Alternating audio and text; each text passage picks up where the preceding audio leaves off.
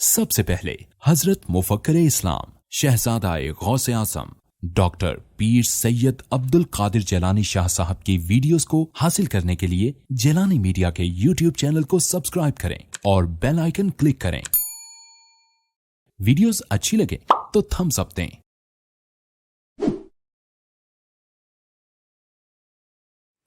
الحمدللہ وکفا وسلام علی عباده الذین اصطفى خصوصا علی محمد المصطفى وعلى آلہ واصحابہ اولی الصدق والصفاء، اما بعد فقد قال اللہ تبارک وتعالی جل جلالہ فی القرآن المجید والفرقان الحمید، اعوذ باللہ من الشیطان الرجیم، بسم اللہ الرحمن الرحیم، انما یرید اللہ لیذہب عنکم الرجس اہل البیت ویطہرکم تطہیرا، وقال بعد ان اللہ اصطفى آدم ونوحا وآل ابراہیم وآل عمران علی العالمین ذریۃ بعضها من بعض۔ صدق اللہ مولانا العظیم وبلغنا رسولہ النبی الکریم ونحن على ذلك من الشاہدین والشاکرین والحمد للہ رب العالمین۔ ان اللہ وملائکتہ یصلون علی النبی یا ایھا الذین آمنوا صلوا علیہ وسلموا تسلیما۔ السلام علیک یا سیدی یا رسول اللہ وعلی آلہ واصحابہ یا حبیب اللہ۔ الصلاۃ والسلام علیک یا سیدی یا رسول اللہ وعلی آلہ واصحابہ یا حبیب اللہ۔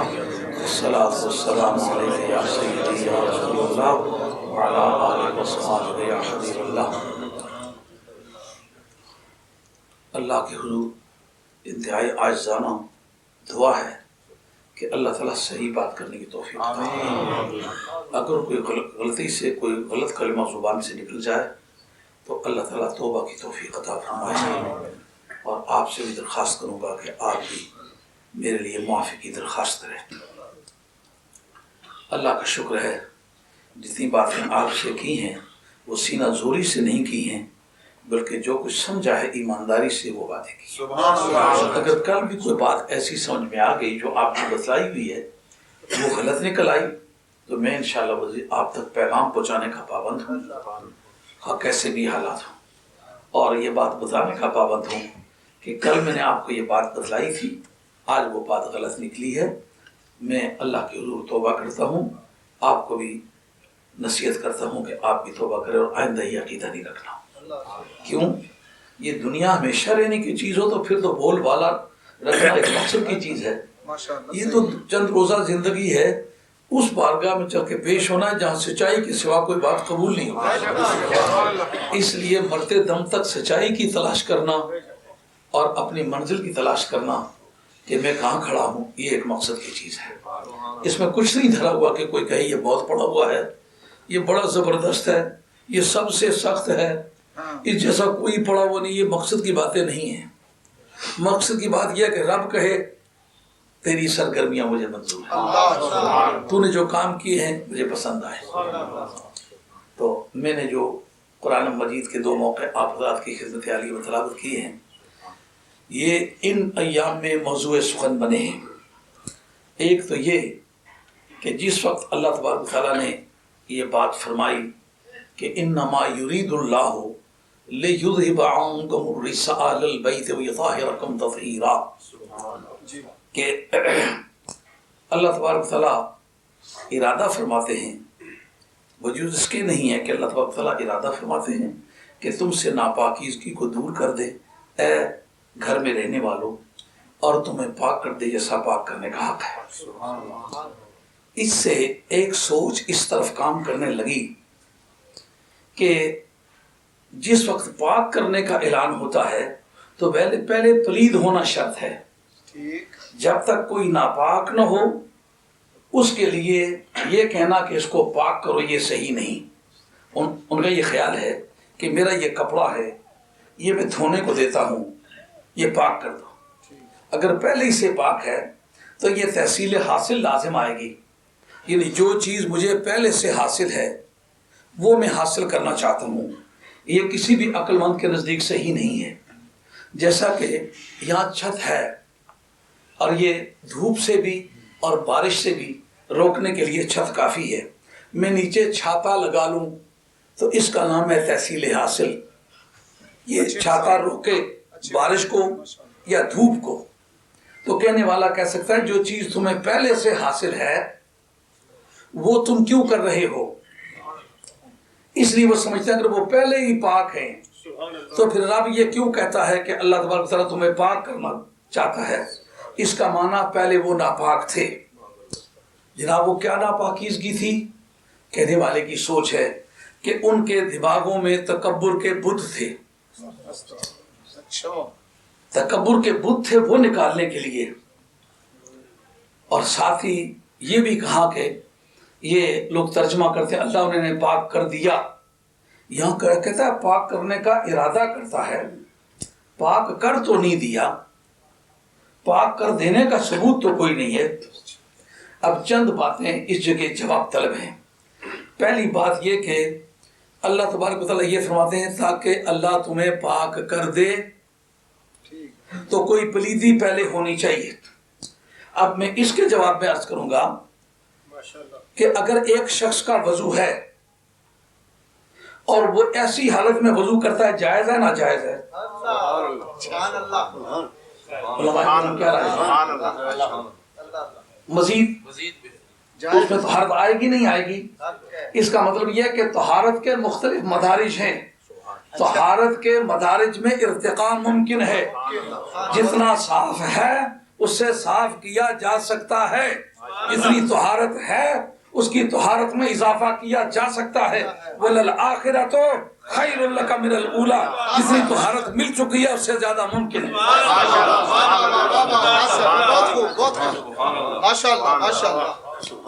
اگر تمام علماء کا اتفاق ہے اس پر کہ وضو پہ وضو کرنا باعث ثواب ہے اور اس سے بھی کوئی طہارت کی قسم ملتی ہے، تو پھر آپ کو ماننا پڑے گا یہ تحصیل حاصل نہیں۔ جیسا کہ ایک آدمی سردیوں کے موسم میں اوپر رضائی کر کے لیٹا ہوا ہے لیکن اتنی گرمی نہیں مل رہی جتنی اس کو چاہیے، اگر ایک اور رضائی کر لے تو کہ رضائی پہلے سے ہے تو پھر کیوں کرتا ہے؟ یار اس کی حرارت میں ارتقاء ممکن ہے، کیونکہ سردی کی وجہ سے سردی میں ارتقاء ممکن ہے، اس لیے گرمی کا بھی ارتقاء چاہیے۔ ادھر نجاستیں انبار بنا بنا کے مقابلہ کرنے کے لیے سینہ تان رہی ہوں، تو ادھر آل بیت رسول کی طہارت میں طہارت چاہیے تاکہ بڑے بڑے گمراہوں سے ٹکر لیتے وقت وہ طہارت کافی ہو۔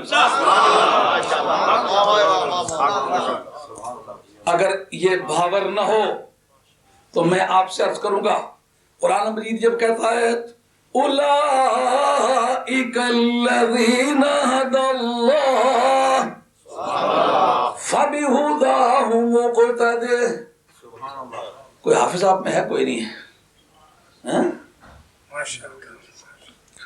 اچھا آج حافظوں کا فقدان ہے ہمارے ہاں۔ ہاں بولن گولوں چپ بلی تے چپ اندر لکھ پردہ، ایک بولی منصور نہ کردہ کیوں کر رسولی چڑھدا۔ آئی بات خیال میں؟ قرآن کہتا ہے اے میرے محبوب یہ جن نبیوں اور رسولوں کا ہم نے ذکر کیا نا، اولئک الذین ھدی اللہ، یہ وہ لوگ ہیں جن کو اللہ نے ہدایت دی ہے، آپ کیا کریں؟ فَبِہُدَاهُ مُقْتَدِی، آپ ان کی ہدایت کے پیچھے پیچھے چلیں، ان کی ہدایت کے ہاں فَبِہُدَاهُ مُقْتَدِی۔ اب جناب نبی کریم علیہ السلام ہدایت پر نہیں ہے؟ ہدایت پر ہے نا؟ تو ہدایت پر ہے تو یہ کیوں کہا کہ ان کی ہدایت کی پیروی کریں؟ کیا مطلب نکلا؟ یعنی ایک ایک آدمی کو الگ الگ ہم نے معجزہ دیا ہوا ہے، اب چنتا جا، یہ جتنے معجزات کے رنگ ہیں نا یہ سارے گئے ہوئے تجھ سے ہیں، اب تو ان کا گلدستہ بنا کے اکٹھا کر تاکہ جتنے فضائل مل کے ساری کائنات میں پائے جاتے ہیں تیرے ایک گلدستے میں پائے جائے، دنیا مانے کہ یہ اس لیے ساری کائنات کا سردار ہے کہ واقعی اس کے اندر صفات سرداروں والے ہیں۔ ماشاءاللہ ماشاءاللہ۔ اچھا میں پوچھتا ہوں جس وقت نماز میں کھڑے ہوتے ہو کہتے اہدنا الصراط المستقیم، مولا کریم مجھے سیدھا راستہ دکھلا، اس وقت کوئی پوچھے تحصیل حاصل کر رہے ہو، نماز کے اندر تو کھڑے ہو سیدھا راستہ تو پہلے سے موجود ہے، اب وہ کون سا راستہ ہے جو نماز کے سوا مانگتے ہو؟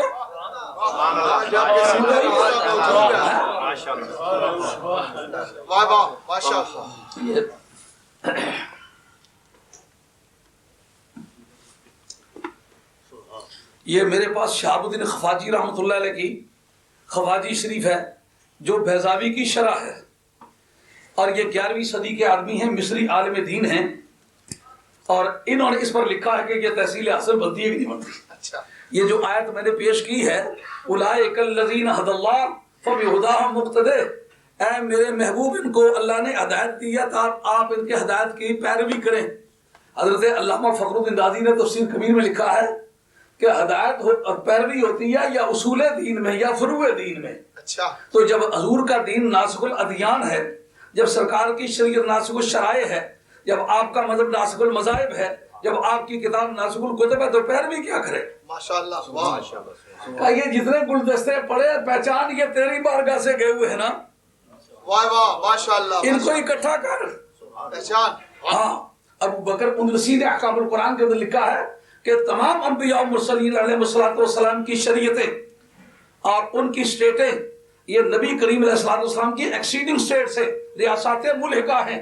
ریاست ملکہ میں جو قانون چلتا ہے وہ اس کا بھیجا ہوا ہوتا ہے جو مرکزی حکومت ہے۔ یہ گئے ہوئے تیرے سے ہیں، تو پیچھا کر ان کا۔ کہا تو گئی تجھے تو تحصیل حاصل لازم آتی ہے، کہا تیرے ہاں تو انباروں کی صورت میں ہیں، یہ بکھرے ہوئے پڑے ہوئے ہیں، ساری دنیا کی نگاہوں میں الگ الگ نظر آتے ہیں۔ جب ساری دنیا کی نگاہوں میں ایک گلدستہ بنائے گا تو لوگوں کو پتا چلے گا کہ کل کائنات میں جتنا حسن ملتا ہے وہ سارا گیا ہوا یہاں سے ہے۔ اب تحصیل حاصل نہ ہوئی نا، یہ بات میں نہیں کہتا، علامہ شہاب الدین خفاجی کہتے ہیں کہ پروردگار عالم کہتے ہیں الذین جاہدوا فینا لنہدینہم سبلنا، الذین جاہدوا فینا لنہدینہم سبلنا، وہ لوگ جنہوں نے ہمارے راستے میں جہاد کیا ہے ہم ان کو اپنے راستوں کی ہدایت فرمائیں گے۔ اب بتاؤ کہ جس وقت انہوں نے جہاد کر ڈالا، یہاں علامہ خفاجی بڑا خوبصورتی سے لکھتے ہیں، کہتے ہیں قاعدہ کیا ہے، فعل متعدی کا مفعول سے مذکور نہ ہو تو وہ مطلق ہوتا ہے، اس میں اطلاق ہوتا ہے، آزادی ہوتی ہے، یعنی تمام طرح قسم کی ہدایت ان کے پاس موجود ہے۔ کیونکہ جاہدوا فینا، کس طرح کا جہاد انہوں نے کیا؟ جہاد کا کوئی ذکر نہیں کیا، جہاد بالنفس کیا یا جہاد بالکفار کیا، کس چیز کا جہاد کیا؟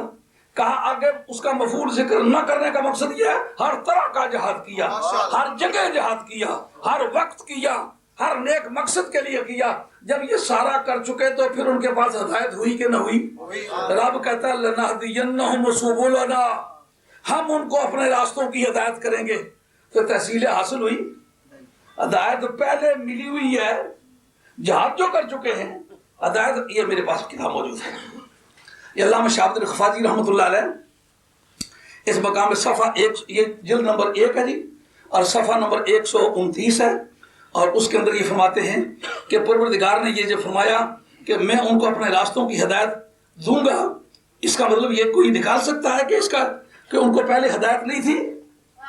اب جو کہا تو انہیں وہ اللہ انہیں پاک کرے گا جیسا پاک کرنے کا حق ہے، تو یہ کہنا کہ پاک ہونے کے لیے پہلے پلید ہونا شرط ہے، تو یہ کہیں ہدایت ہونے کے لیے پہلے بے ہدایت ہونا شرط ہے؟ کہنے کی پوزیشن ہے۔ یہ بات علامہ شہاب الدین خفاجی رحمۃ اللہ علیہ نے یہ واضح طور پر لکھی ہے، کہا جب کہ ان کے پاس ہدایت پہلے سے موجود ہے۔ قال الطیبی طیب اللہ سراؤ الاستشهاد فيه انه تعالی اثبت لهم الجهاد على لفظ الماضی، ماضی میں جہاد کر چکے ہیں، یہ نہیں کہ اب کریں گے، جہاد وہ کر چکے ہیں، ہدایت آئندہ دیں گے۔ ہدایت کے بغیر جہاد کیا ہے، اس کا مطلب ہدایت کے ہوتے ہوئے جہاد کیا ہے، تو پھر ہدایت کا دے گا کہا ان کے مدارج ہدایت میں ارتقا فرمائے گا، جس منزل پہ پہنچے ہوئے ہیں ستاروں سے آگے جہاں اور بھی ہیں، ابھی عشق کے انتہا اور بھی۔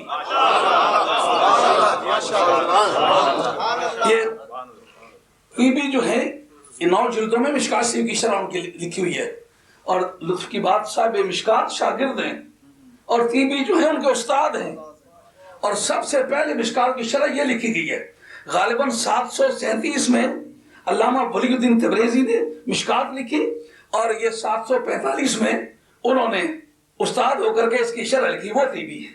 وہ طیبی کے حوالہ پیش کرتے ہیں، کہتے ہیں کہ اس جگہ پروردگار عالم نے یہ بات ارشاد فرمائی، اس کو انہوں نے یوں معنی میں لیا ہے الاستشهاد فی انه تعالی اثبت لهم الجهاد على لفظ الماضی واوقع ضمیر التعظیم ظرفا له على المبالغه اے فی سبیلنا، کہ ہمارے راستے میں، اس کے راستے میں جو جہاد کر چکا ہے، اس کے راستے میں جہاد کر چکنے کے بعد بے ہدایت ہوتا ہے؟ راستہ رب کا ہو، وہ ہر طرح کا جہاد کر چکا ہو، رب کے راستے میں جہاد کرنے والا ہر طرح کا جہاد، ہر طرح کا کیوں کہہ رہا ہوں کہ یہ فعل متعدی ہے، فعل متعدی کا مفعول ذکر نہ کرنے کا مقصد عموم اور اطلاق ہے، یعنی ہر طرح کا جہاد راہ مولا میں، ہمارے راستے میں۔ اب رب کے راستے میں، ہدایت کے راستے میں جہاد کر چکا ہو، اس کے بعد کہنا کہ ہم اس کو ہدایت سکھائیں گے، ہم ان کو اپنے راستوں کی ہدایت دیں گے، راستے میں تو کر چکا ہے، پھر کیوں کہتے ہو کہ آئندہ ہمارے راستوں کی ہم اسے ہدایت دیں گے؟ اس کا مطلب یہ کہ جس جگہ، جس منزل پہ اس کی ہدایت پہنچی ہوئی ہے، اس سے آگے اس سے ہدایت دیں گے۔ تو اس کا مطلب یہ ہوا آل بیت رسول صلی اللہ علیہ وسلم پاک ہیں، اور ان کی پاکیزگی میں ارتقاء ممکن ہے، یعنی جس منزل پر تم پہنچے ہوئے ہو اس سے اگلی منزلوں کی طہارت تمہیں عطا کرے۔ نعرہ تکبیر، نعرہ رسالت، مفکر اسلام، علامہ پیر سید عبد القادر جیلانی، بڑی سمجھنے والی بات ہے یہ بات، جو سمجھ میں آ گئی تو کہنے والا کہتا ہے ان سے تو وعدہ ہے نا، پاک کرنے کا، پاک کیا تو نہیں، جیسا کہتے تھے مریم سکھا وطہرا کے وصطفیٰ کے علی نساء العالمین، تمہیں اللہ نے پاک کیا ہے اور عالمین پر چن لیا ہے۔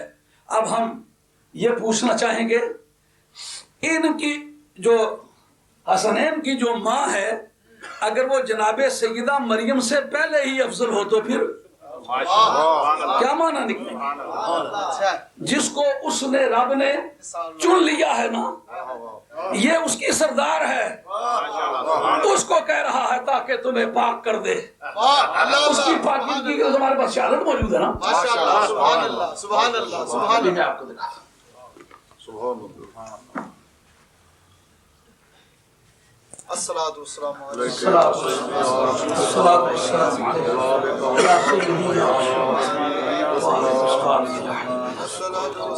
والسلام علیہ سیدی یا رسول اللہ۔ یہ میرے پاس حضرت علامہ سید محمود علوسی بغدادی رضی اللہ تعالیٰ عنہ جو سادات میں سے ہیں، اور ان کے مطلب 2 طرح کی باتیں مشہور ہیں کہ شافعی ہیں یا یہ حنفی ہیں۔ ان کی کتاب کا اندرونی حصہ مطالعہ کرو تو پتہ چلتا ہے حنفی ہیں، لیکن جو ڈاکٹر محمد حسین نصابی ہے اس نے التفسیر والمفسرون جو سروے کیا ہے عالم اسلام کی تمام تفاسیر کا، اس کے اندر بتلایا کہ یہ آدمی مذہباً شافعی ہیں۔ اب دونوں کی تطبیق کیا ہے؟ اندرونی مطالعہ کرو تو کہتے قال اصحابنا، ہمارے صاحبوں نے کہا، آگے بات کرتے ہیں امام حنیفہ نے یا کہا ہے، امام محمد نے کہا ہے، امام یوسف نے کہا ہے، تو لوگ تاریخ بتانے والے کہتے ہیں کہ یہ شافعی ہے۔ کیا تطبیق ہے؟ تطبیق اصل میں یہ ہے کہ یہ آدمی مذہب واقعی شافعی تھا، اور سلسلہ عالیہ طریقت میں یہ خاندان نقشبندیہ عالیہ کا آدمی ہے، اور شیخ خالد کردی کا مرید ہے، صحیح ہے بات، بالکل، ماشاءاللہ۔ اور یہ آدمی امام شامی کا پیر بھائی ہے۔ تو ان کے بارے میں یہ 2 باتیں کیوں مشہور ہو گئی؟ مذہب یہ شافعی تھے، بغداد میں حنفی بھی اور شافعی بھی کثیر تعداد میں رہتے ہیں، تو اتفاق ایسا ہوا کہ حنفیوں کا قاضی نہ رہا، اور اس کی جگہ قاضی بھرتی کرنے کی ضرورت پڑی، کوئی ایسا مناسب آدمی نہ مل سکا، تو سید محمود علوسی بغدادی रहमतुल्लाह अलैह नक्शबंदी मुजद्दिदी, उनको कहा कि आप करें। उनका मैं तो शाफी हूँ। उनका नहीं, आप बंदे बड़े लायक हैं, आपको मज़ाहिब अरबा में महारत है। तो इनको हनफी मजहब के मुताबिक फैसले करने पर इन्होंने जज लगा दिया। अब उसका और ज्यादा गहरा मुताला करने का इत्तेफाक हुआ। उसमें ये ऐसे फंस गए कि अब शाफी कहलाने से रहे है जी। इसलिए इमाम शाफी रहमतुल्लाह अलैह फातिहा खल्फुल इमाम, इमाम के पीछे फातिहा नहीं पढ़ते, मगर ये कहते पढ़नी चाहिए। ये वजह है कि ये दोनों तरफ ऐसी बात बन गई है कि हनफी कहने वाले हनफी कहते हैं, शाफी कहने वाले शाफी कहते हैं, मगर बंदा बड़ा मौके है। ये मेरे पास उनकी ये तफसीर है, और तीसरा चौथा पारा है, जिल्द के हिसाब से तीसरी और चौथी जिल्द है, और इसमें 156 सफ़े पर सैयद महमूद आलूसी बगदादी रज़ी अल्लाह तआला अन्हु इस पर गुफ्तगू करते हैं कि सैयदा फातिमा अफजल हैं या सैयदा मरियम अफजल हैं, दोनों में से अफजल कौन है? क्योंकि कहने वाला ये तो कहता है ना कि सैयदा फातिमा से तो वादा है ना पाक करेंगे, लेकिन उनसे तो वादा पूरा कर दिया कि पाक कर दिया है। मुजारे के सीगे मान लेते हैं, मुजारे के सीगे, लेकिन मुजारे में हाल को निकाल के भी मुजारे होता है। तुम्हें पाक करते हैं, पाक करते रहेंगे। अगर कहे आपको रोटी खिलाएंगे मुजारा हो, तो इसका मतलब यह है कि अगले साल के तो तीसरे महीने में खिलाएंगे, ये माना तो नहीं होगे ना। माना अब भी खिलाते हैं, आइंदा भी खिलाएंगे। तो जिनको कहा अब तुम्हें पाक करते हैं, वो कौन है फिर? अगर सबसे वादा ही वादा है। आइए ये बोलो आगे तो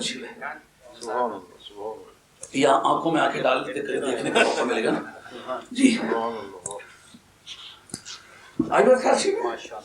यानी ये तो बात कहने वाले की राय है ना कि सैयदा मरियम को पाक कर दिया है। हम पूछते हैं जिनको पाक कर दिया है वो अफजल है या तुम्हारे कौल के मुताबिक जिनसे अभी सिर्फ वादा ही हुआ है, दोनों में से अफजल कौन है? अगर तोहारत किसी को मिल चुकी हो और अभी किसी से वादा ही हो, मिली ना हो, तो फिर अफजल तो उसे होना चाहिए कि जिसको मिल चुकी है। अब कहते हैं वबादा हाजा कुल्लही अल्लज़ी यदूर फी खल्दी अन्ना अफजल निसाए फातिमा सुम्मा उम्मुहा सुम्मा आयशा। कहते हैं मेरे दिल में जो बात हमेशा खटती है वो ये है कि सारी कायनात में जिस तरह मदीने का शहंशाह कुल कायनात में अफजल है, इस तरह सफे खवातीन में सबसे ऊंची गर्दन जिसकी नजर आती है वो हजरत सैयदतुन निसा फातिमा ज़हरा और जिक्र गोशाए मुस्तफा और आबरूए मुर्तजा हसनैन करीमैन की वालिदा मुक़द्दसा है। यारो ये बात सुन के बड़ी हैरत होती है। ये बात आपकी समझ में आ गई ना कि हजरत सैयदा फातिमा सबसे अफजल है, उनके बाद खदीजतुल कुबरा सबसे अफजल है, उसके बाद सैयदा आयशा सबसे अफजल है। अभी जनाब सैयदा मरियम का नाम नहीं है, वो बात का किस्सा है। अरे ये बात समझ में आई है? यानी इनसे वादा ही हुआ है। अगर वादा इधर हुआ तो वादे की प्रोसीजर आपसे पूछ लेते, खुदाए करीम तेरे वादे का क्या प्रोसीजर है? इरादा करता है अल्लाह, इरादा करता है। इरादे की प्रोसीजर क्या है? इज़ा अरादल्लाहु शैअन फइन्नमा यक़ूलु लहू कुन फयकून। ऐसे ही है अल्लाह तबारक व तआला का तरीका कार क्या है? जिस वक्त किसी काम का इरादा करे तो सिवाय इसके और कुछ नहीं देर होती, कौन कहने की देर होती बस। क्यों? इरादा करके टलना ये कोताही ये फिक्र की अलामत है कि ठीक से सोचा नहीं। अब इसकी सोच में तब्दीली आ गई है। रब की सोच में तब्दीली नहीं आती क्योंकि ये नुकसान अकल की दलील है। रब इस ऐप से पाक है। क्यों भाई बात समझ में आई नहीं आई? जब रब किसी काम का इरादा करे तो फिर ऐसा नहीं कि अगले महीने में देंगे, उससे अगले महीने में देंगे, इसे टालते ही चले जाना। वो एक मुर्ता पहाड़ के इलाके में लड़ाई हुई तो दौड़ के کہتا ہے خدانی قسمی دوڑی چھ پیڑھی موئے دے جلہ کول آتا ہے کہ میں خدانی قسمی اینے آکھیا سا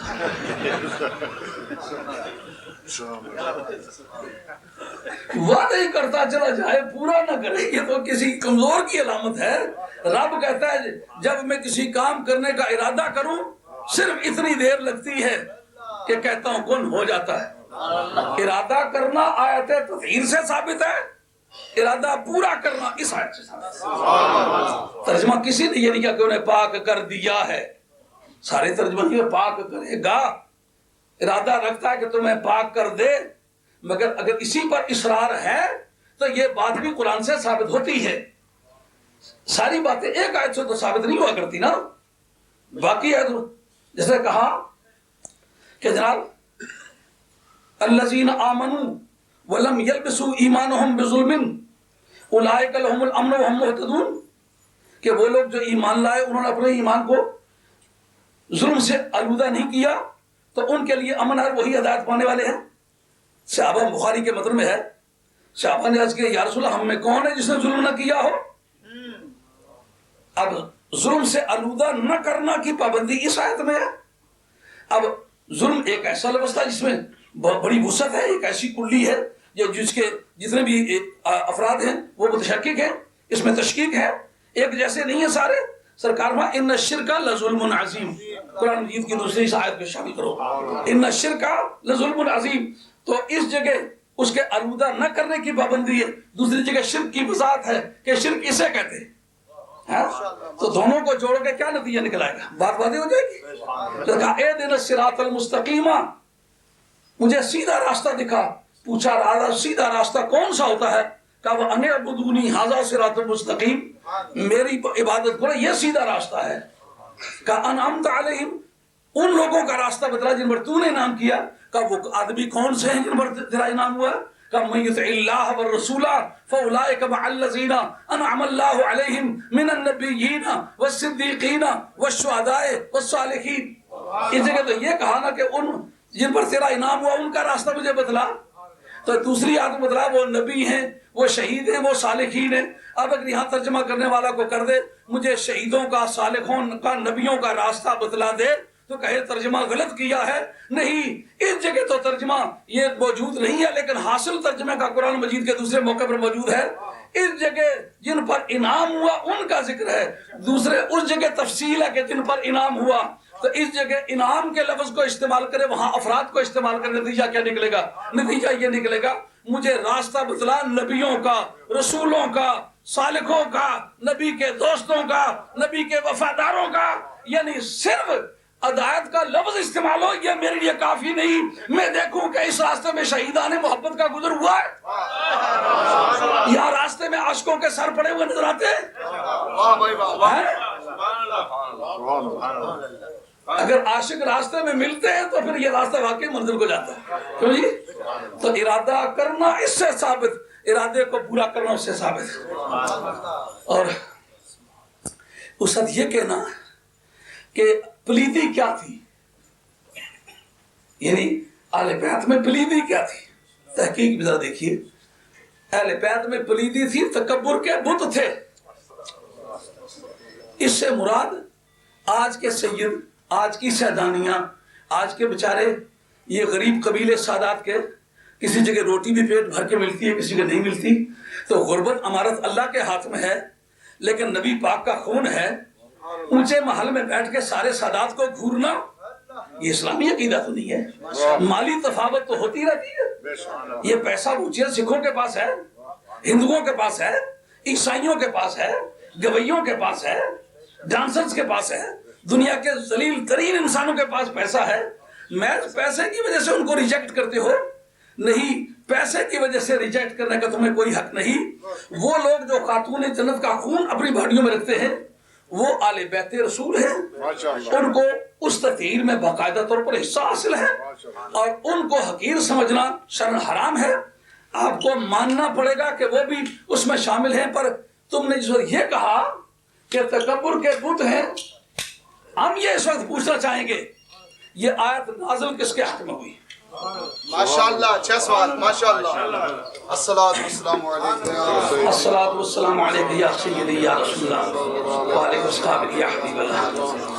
یہ میرے پاس یہ 10 جلدوں میں جلد وہ 10واں جلد ہے، لیکن ترتیب بار 21ویں سے لے کر کے 23واں پارہ تک اس میں ہے. یہ جو جزو نمبر 21 ہے، اس کے پیج نمبر 5 سے لے کر کے 7 تک آیت تطہیر کی بحث ہے. یہ میں آپ کی خدمت میں پیش کرتا ہوں. آپ ملاحظہ فرمائیں کہ یہ کن کے بارے میں نازل ہوئی ہے، پھر پتہ چل جائے گا. یہ نظر آ رہی ہے، یہ تبری ہے میرے ہاتھ میں. یہ کیا اس کا تعارف کراؤں. امام تبری ایران کے رہنے والے ہیں.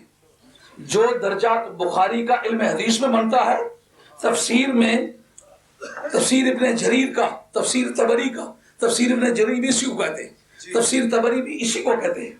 وہی درجہ بنتا ہے اس تفسیر کا تفسیروں کی دنیا میں. اس کا ذکر ابن عبد الوہاب نجدی نے بھی اپنی کتابوں میں کیا، جو ہمارے مخالف دھڑے کا ہے. البدایہ والنہایہ کے اندر ان کا ذکر چھیڑ کے تو اماد الدین ابن کثیر نے بھی یہ کہا ہے پہلے درجے کی تفسیر جو عالم اسلام میں معتبر ہے اس کا نام ہے تفسیر ابن جریر. 310 سنہ ہجری میں ان کا وصال ہوا، اور اس کے بارے میں البدایہ والنہایہ کا پکا سنی، اچھا محدث، اچھا مفسر، اچھا لغوی، اچھا ادیب، اچھا خطیب، ٹکر کا آدمی جس کی سچائی میں کوئی شک و شبہ نہیں. یہ اماد الدین ابن کثیر کا کہنا یہ مخالف دھڑے کی بیان ہے. ہاں، یہ مخالف دھڑے کا بیان ہے، کیونکہ یہ ابن تیمیہ کا شاگرد ہے. ابن تیمیہ 728 میں مرا ہے، اس سے بھی اس نے پڑھا ہے. ابن قیم سے بھی پڑھا ہے. 751 سے لے کر کے 755 تک ان کی وفات کے بارے میں اختلاف آتا ہے. اور ان کا اپنا 774 یا 775، بعض نے 774 لکھا ہے، لیکن میں سمجھتا ہوں 775 زیادہ صحیح ہے. تو یہ اماد الدین ابن کثیر ہے. اماد الدین ابن کثیر نے ان کی تعریف کی ہے. ان کی وفات 710 میں ہے، 310 میں ہے. تو 310 میں ان کی وفات ہونا اس کا مطلب بہت قدیم ترین تفسیر ہے، اور تفسیر بالمعصور ہے. اس کی اسپیشلٹی یہ ہے کہ کوئی بھی آیت قرآن مجید کی اس آدمی نے پیش کی ہے نا، تو سرکار کے ہونٹوں تک، سرکار کے عمل تک، سرکار کی خاموشی تک اس آیت کے مفہوم کو لے گیا ہے. کوئی آیت ایسی نہیں چھوڑی جس کے نیچے حدیث نہ پیش کی. اس آدمی نے یہ بتلایا ہے کہ یہ آیت کس کے بارے میں نازل ہوئی. جناب اس پر آپ ملاحظہ فرمائیں گے تو آپ کو بڑی حیرت ہوگی. یہ 16 روایتیں مرفوع جو سرکار تک پہنچتی ہے، کن کے بارے میں نازل ہوئی. یہ لکھتے ہیں اور ابی سعید خدری رضی اللہ عنہ قال قال رسول اللہ صلی اللہ علیہ وسلم نزلت هذه الآیہ فی 5. حضرت ابو سعید خدری مدینہ طیبہ کے رہنے والے تھے، حیدر کرار کے ساتھ ساری جنگوں میں شامل رہے. وہ کہتے ہیں کہ سرکار کو میں نے یہ کہتے ہوئے خود سنا. کیا؟ یہ 5 کے بارے میں نازل ہوئی. کس کس کے بارے میں؟ فیہ وفی علی رضی اللہ عنہ وحسن رضی اللہ عنہ وحسین رضی اللہ عنہ وفاطمہ رضی اللہ تعالی عنہا انما یرید اللہ لیذهب عنکم الرجس اہل البیت ویطہرکم تطہیرا. یہاں سے لے کر کے آگے 15 روایتیں اور ہیں جس میں نبی پاک علیہ السلام کے بول شامل ہے، سرکار کا عمل شامل ہے. مرفوع حدیثیں، سرکار تک پہنچی ہوئی حدیث کا نام ہے مرفوع. 16 روایتوں میں ہے کہ یہ میرے بارے میں نازل ہوئی ہے، حسن کے بارے میں نازل، حسین کے بارے میں وہ نازل ہوئی ہے، فاطمہ کے بارے میں نازل ہوئی ہے، علی کے بارے میں نازل ہوئی ہے. اچھا، اس کے بارے میں حضرت علامہ بدر الدین زرکشی آپ کی کتاب البرہان فی علوم القرآن، اس کے اندر یہ لکھا ہوا ہے کہ شان نزول کو اجماع امت کے ذریعے سے بھی مفہوم آیت سے آپ خارج نہیں کر سکتے. تو اس کا مطلب یہ ہوگا اس آیت میں جو کچھ ہے اس کا پہلا مخاطب سرکار کی ذات ہے. فیہ میرے حق میں نازل ہوئی ہے، علی کے حق میں دوسرا مخاطب علی ہوگا، تیسرا حسن ہوگا، تو چوتھا حسین ہوگا، اور 5ویں خاتون جنت ہوں گی. اب میں یہ پوچھتا ہوں، اگر یہ کوئی کہنے والا کہتا ہے کہ ان کے دماغوں میں تکبر کے بت تھے، ان کو نکالنے کے لیے رب نے کہا کہ رب تمہاری نجاست کو دور کرے، ہے، کیونکہ پہلے ہی سے پاک ہوتے تو پھر پاک کرنے کا معنی ہی کیا تھا؟ تحصیل حاصل کا جواب تو دے چکا ہوں نا، وہ کافی و وافی، بقدر کافی و وافی۔ اب یہ سوال ہے کہ جس وقت کہنے والا یہ کہے کہ اہل بیت کے دلوں دماغوں میں تکبر کا بت تھا، تو پہلا مخاطب اس کا ہوگا کون؟ نبی کریم صلی اللہ علیہ وسلم۔ پہلے وہ مخاطب ہوں گے۔ اگر آیت کی شان نزول وہ ہیں تو پہلے تو وہ مخاطب ہوں گے۔ اگر پہلے وہ مخاطب ہیں جیسا کہ متکلم کے کلام سے ظاہر ہے، تو پھر یہ ماننا پڑے گا کہ نبی پاک علیہ السلام کے دماغ میں معاذ اللہ تکبر کے بت تھے، خاتون جنت کے دماغ میں تکبر کے بت تھے، حسن و حسین کے دماغ میں، مولانا مرتضیٰ کے دماغ میں تکبر کے بت تھے۔ ان کو دور کرنے کے لیے تو بت کی نسبت اور تکبر کے بت کی نسبت، اس کا مفہوم متبادل علماء کرام بیٹھے ہوئے سے پوچھو، بت کے بارے میں جو فوری طور پر دماغ میں ذہن میں بات آتی ہے وہ پوجا کی آتی ہے، نہیں آتی؟ پوجا کی آتی۔ جس کو کوئی پوجا نہ جائے اس کو بت نہیں کہتے۔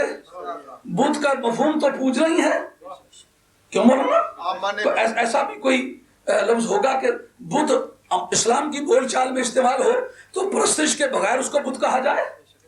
ہاں جی، تو تکبر کے بت تھے ان کے دماغ میں، تو نبی پاک علیہ السلام کی طرف تکبر کے بت کی نسبت کرنا، اس میں ایمان کی حفاظت کی ضرورت ہوگی۔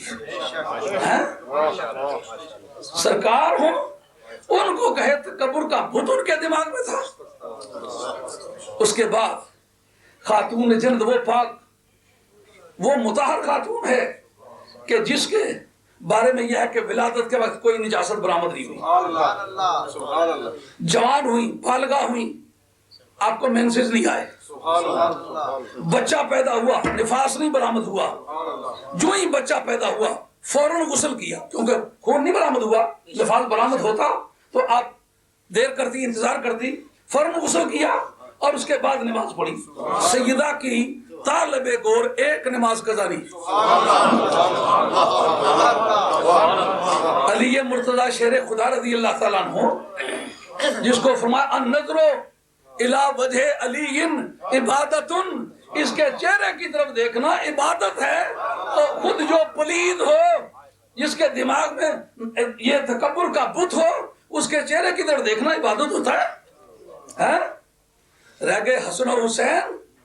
حسن و حسین، امام حسن حسین 2 برس کے ہیں، کیونکہ یہ وہ وقت ہے غزوہ احزاب میں اس کا نزول ہوا، کیونکہ سورہ احزاب جو اس کا نام ہے، اس میں احزاب کی جنگ کا بھی کم و بیش ذکر ہے، جناب سیدہ زینب کے نکاح کا بھی ذکر ہے، اور باتفاق مفسرین، باتفاق مورخین، باتفاق محدثین، یہ دونوں باتیں 5ویں سال ہجرت میں ہوئی۔ جناب سیدہ کا نکاح اگر دوسرے سال ہجرت میں بدر کی جنگ یعنی ماہ رمضان کے بعد ہوا، اس کے 9 مہینے بعد صاحبزادہ پیدا ہوا، تو ظاہر ہے وہ تیسرے میں پیدا ہوا ہوگا۔ جب وہ تیسرے میں پیدا ہوا تو 5ویں میں اس کی عمر کتنی ہوئی ہوگی؟ 2 سال۔ تو دوسرا جو ہے بھائی کے ولادت کے 1 سال بعد پیدا ہوا، اس کی کتنی عمر ہوئی ہوگی؟ 1 سال۔ تو جو ابھی بچے ہیں ماؤں کی گودوں میں، ان کے دماغ میں تکبر کا بت ہے؟ آئیے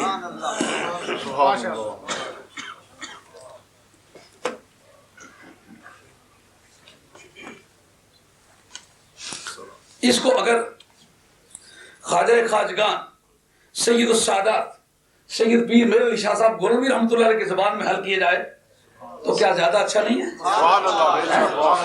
پہلے ان کی روایت کو ان کے دربار کے ایک بڑے ذمہ دار عالم دین وہ نقل فرماتے ہیں، اور اس میں انہوں نے ذکر کیا ہے کہ ان کے اندر کوئی ایسا تکبر کا بت تھا، اور جو یہ مسئلہ ہے کہ پاک کرنے کا وعدہ ہے، آیا پاک بھی کیا یا نہیں کیا، یہ فیصلہ بھی ہو جائے گا، اور ساتھ ہی ساتھ ہمیں یہ بے چینی بھی دور ہو جائے گی کہ ہم کسی اور شخص سے اگر کوئی مسئلہ پوچھیں تو ممکن ہے صحیح نہ بتلائے، لیکن حضرت پیر میر علی شاہ صاحب گولوی رحمۃ اللہ علیہ کی ذات مقدس ایک ایسی ذات ہے جس کے اوپر ہم الحمدللہ بڑا اچھی طرح سے بھروسہ کرتے ہیں۔ انہوں نے جو اس موقع پر لکھا ہے کہ اس سے مراد کون ہیں اور ان کی تطہیر کیسے ہوئی ہے، اس کی ایک جھلکی آپ سماعت فرمائیں، آپ کو جائزہ ہو کہ حضرت خواجہ گولڈوی رحمۃ اللہ علیہ نے اس بارے میں کیا ارشاد فرمایا ہے؟ سبحان اللہ.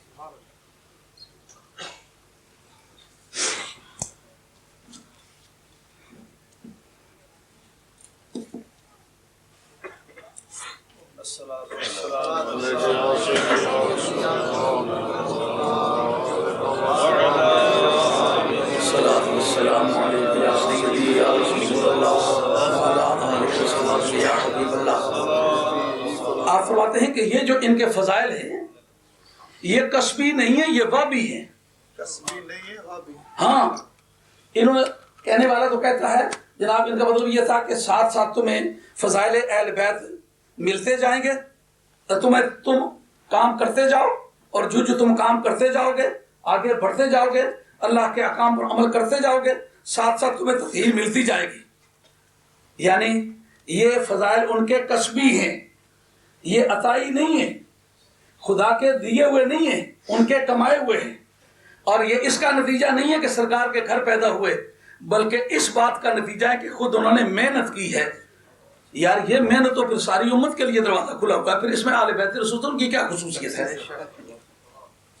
کہتے ہیں ان خزائن علمی کو دیکھنے سے پتہ چلتا ہے کہ آل بیت رسول کس شان کے مالک ہیں. نیز تاریخ اسلام اور بزرگان دین کے حوالے سے بخوبی واضح ہو جاتا ہے کہ کمالات محمدیہ کا جو خصوصی ظہور آپ کی پاک و طیب اولاد کے بعض کاملین سے ہوا، اس کی مثال دیگر اکابرین ملت میں کہیں نظر نہیں آتی، کیونکہ ان حضرات کو کمالات کسبیہ کے علاوہ جو فضائل بطور ورثہ وابی، ہاں بطور ورثہ، جس طرح آپ کو اپنے ابے کی زمین صرف اس لیے ملی ہے کہ آپ اس کے گھر پیدا ہوئے ہیں، ان میں اگر ایک حاجی صاحب ہوں، نمازی صاحب ہوں، ان کو 2 کنالیں فالتو ملے گی کا اس طرح بطور وابی، کسبی نہیں وابی طور پر من کو ہوتا ہوئے. اب یہ جو پھٹے پرانے کپڑوں والے سید ہیں، غریب ہیں، بے روزگار ہیں اور صحتیں گری ہوئی ہیں، ان کو یہ نہ جاننا کہ یہ اولاد فاطمہ ہے، میں اس طرح کی کیے ہوئے کپڑوں کو سید سمجھنا. حضور کی بارگاہ میں جب پیشی ہوگی پھر پتا چلے گا میرے ان غریب بچوں کو کیوں تم نے ڈانٹا ہے. ان میں اپنی مثال آپ ہیں. یہ فضائل در حقیقت وہی فضائل و کمالات محمدی، دھیان کرے میری طرف، یہ فضائل در حقیقت وہی فضائل و کمالات محمدیہ ہیں جو اس پاک خاندان میں نسلی طور پر اور بطور وراثت، بطریق وراثت کے جلوہ گر ہوتے چلے آئے ہیں. سمجھ آئیے؟ نہیں بات سمجھ آئی؟ پاک خاندان میں نسلی طور پر، کسبی طور پر نہیں، نسلی طور پر اس خاندان میں پیدا ہونے کی وجہ سے ملتے چلے آئے اور بطریق وراثت جلوہ گر ہوتے چلے آئے. کیونکہ جیسا کہ پہلے کر چکا ہوں، انبیاء علیہ السلام کی وراثت یہی جوہر فضل و کمال ہے، نہ کہ مال و منال. اسی وجہ سے حضرت قبلہ عالم نے اپنی ملفوظات و تحریرات میں وضاحت فرمائی. یہ مولانا فیض احمد صاحب گولڈوی مد ذل الہادی و دامت برکات العالیہ اپنے تحریر میں لاتے ہیں کہ چونکہ فضائل اہل بیت کرام موہوبی ہیں، ابے میں ملے ہوئے ہیں، یہ کسب میں نہیں، یہ ویجز نہیں ہے، یہ گفٹ ہے. سمجھو؟ اس لیے کوئی شخص ریاضات و مجاہدات سے خون نبوی کی تاثیر و فیوز و برکات کو نہیں پہنچ سکتا. بات بولے پڑی نہیں پڑی؟ یعنی نمازوں روزوں کی محنت سے اور اس رسلنگ سے کوئی چاہے کہ اولاد رسول کے برابر ہو جائے، خواجہ گولڈوی کے بیان کے مطابق نہیں ہو سکتا. کیونکہ جو کچھ بھی حضرات اہل بیت کرام کو اس طور پر عطا ہوا وہ ان کی کوشش کا نہیں بلکہ محض عنایت ازلی کا نتیجہ ہے. کوئی معنی مبہم رہ گیا؟ آگے دیکھیے، جیسا کہ آیت تطہیر سے ثابت ہے اور طالب جب تک اس مقام پر نہ پہنچے اللہم صلی اللہ محمد وعلی آل محمد کے ذوق شوق سے روشناس نہیں ہو سکتا. ان حضرات کی رفعت شان کے متعلق کچھ ارباب بصیرت و کشف و شہود اور قلندران ویسے ہی بدلا سکتے ہیں. آئیے اس سے آگے وہ ایک اور بحث چھیڑتے ہیں کہ ایک مرتبہ بور قلندر رحمۃ اللہ علیہ کی بارگاہ میں کسی سید زادی نے آ کر ایک شکایت کی کہ سلطان علاؤ الدین خلجی اس نے کچھ میرے شان میں کمزوری دکھائی ہے، تو اس کے بارے میں وہ لکھتے ہیں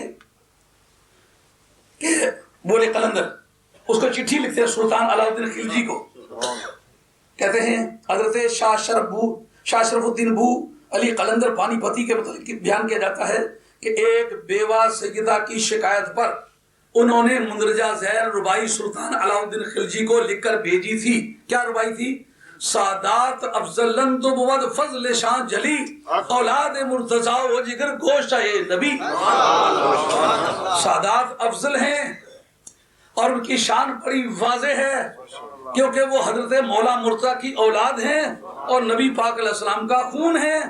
برفعل شان نظر مکن اے خرد جاہلی، الصالحون للہ والطالحون لی۔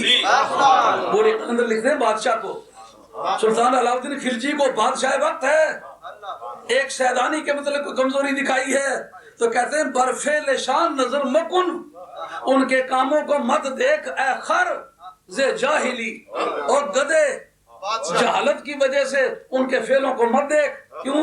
سرکار کا موقف دیکھ، سرکار نے اکرمو اولادی، میری اولاد کی عزت کرنا، کہا کہ یا رسول اللہ ان میں کوئی اچھے ہوں گے کوئی برے، الصالحون للہ والطالحون لی، جو ان میں اچھے ہوں گے ان کی عزت اللہ کے لیے کرو کہ اللہ کے اچھے بندے ہیں، جو ان میں خراب نکلا ہے میری وجہ سے۔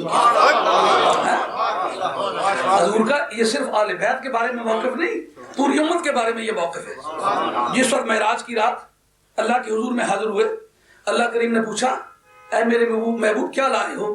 کہتے ہیں التحیات للہ والصلوات والطیبات، جانی مالی اور قولی فعلی جتنی عبادت اپنی اپنی امت کی تیرے حضور میں نذرانہ لایا۔ میری طرف دیکھنا، یہ نذرانہ لایا۔ حضور نے دیکھا کہ میں نے جو تحفہ پیش کیا وہ اپنی طرف سے بھی پیش کیا ہے، اپنی امت کی طرف سے بھی پیش کیا ہے، لیکن سرکار نے صرف میرا نام لیا ہے، میری امت کا نام نہیں لیا۔ سرکار نے دیکھا شاید میری امت کے گنہگاروں کو دیکھ کے تو رب کو پیار نہیں آیا، سرکار نے امت کے دو حصے کر لیے۔ مولا کریم امت کے نیکوکار جو ہے نا وہ تیرے ہیں، امت کے گنہگار میرے ہیں، میری امت کے نیک لوگوں کو اپنا بندہ سمجھ کے سلام بھیج، اور جو امت کے گھٹیا اور گنہگار ہیں ان کو میرا امتی سمجھ کے سلام بھیج۔ السلام علینا وعلی عباد اللہ الصالحین۔ مولا کریم گنہگار میرے، پرہیزگار تیرے۔ وہ امت کے بارے میں اگر گنہگاروں کو اپنے ساتھ شامل کریں تو اہل بیت کے گنہگاروں کو کیا دھکے مارتے ہو؟ آئیے اس بارے میں حضرت مفتی دین ابن عربی رحمۃ اللہ تعالی علیہ کی عبارت کو نقل کرتے ہیں، کہتے ہیں کہ حضرت مفتی دین ابن عربی رحمۃ اللہ علیہ وہ آپ کی اولاد کو بخشا ہوا سمجھتے ہیں۔ یہ عبارت سماعت فرمائیے، صفحہ 20 کی عبارت ہے، کہتے ہیں حضرت شیخ اکبر محی الدین ابن عربی فتوحات مکیہ میں آیت تطہیر کی تشریح کرتے ہوئے لکھتے ہیں کہ تمام سادات بنو فاطمہ، سمجھا رہی ہے؟ میں پڑھتا ہوں اور آپ چھت کے شتیریں گنتے ہیں، میری طرف دھیان کریں، یہ اللہ کے پاک بندوں کا بھی دھیان کریں جنہوں نے یہ کام کیا ہے۔ کہتے ہیں امام محی الدین ابن عربی فتوحات مکیہ کے اندر آیت تطہیر کی تشریح کرتے لکھتے ہیں کہ تمام سادات بنو فاطمہ اور حضرت سلمان فارسی کی طرح اور لوگ بھی جو آل بیت میں شمار کیے گئے، جیسا کہ واصلہ بن الاسقا آل بیت کے جو لوگ ہیں اور جن کو آل بیت نے اپنا خادم ہونے کی حیثیت سے قبول فرمایا۔ حضرت سلمان فارسی کو بتایا نا کہ سلمان منا آل بیت، ہر وقت خدمت جو کرتے تھے، اللہ جی پال پر اتنا جوڑ دے نہیں، جو جوڑن تو پھر توڑ دے نہیں، جی پکڑن پھر چھوڑ دے نہیں، وہ آل بیت کی خدمت ہے۔ کہتے ہیں سب، اب ذرا دھیان کرنا جو بات میں کہنا چاہتا ہوں، یہ سمجھنا کہ ساتھ ساتھ حکم ملتے جائیں گے، تم نیکیاں کرتے جاؤ گے، تمہیں پاک کرتے جائیں گے۔ دیکھنا یہ ترجمہ اور یہ تفسیر خواجہ گولوی رحمۃ اللہ تعالی کی تعلیمات کے مطابق ہے کہ نہیں؟ ہے جی؟ فتوحات مکیہ کا حوالہ نقل کرتے ہوئے مولانا فیض احمد صاحب مدد العلی و دامت برکات العالیہ لکھتے ہیں سب بضمن حکم مغفرت اس آیت میں داخل ہیں۔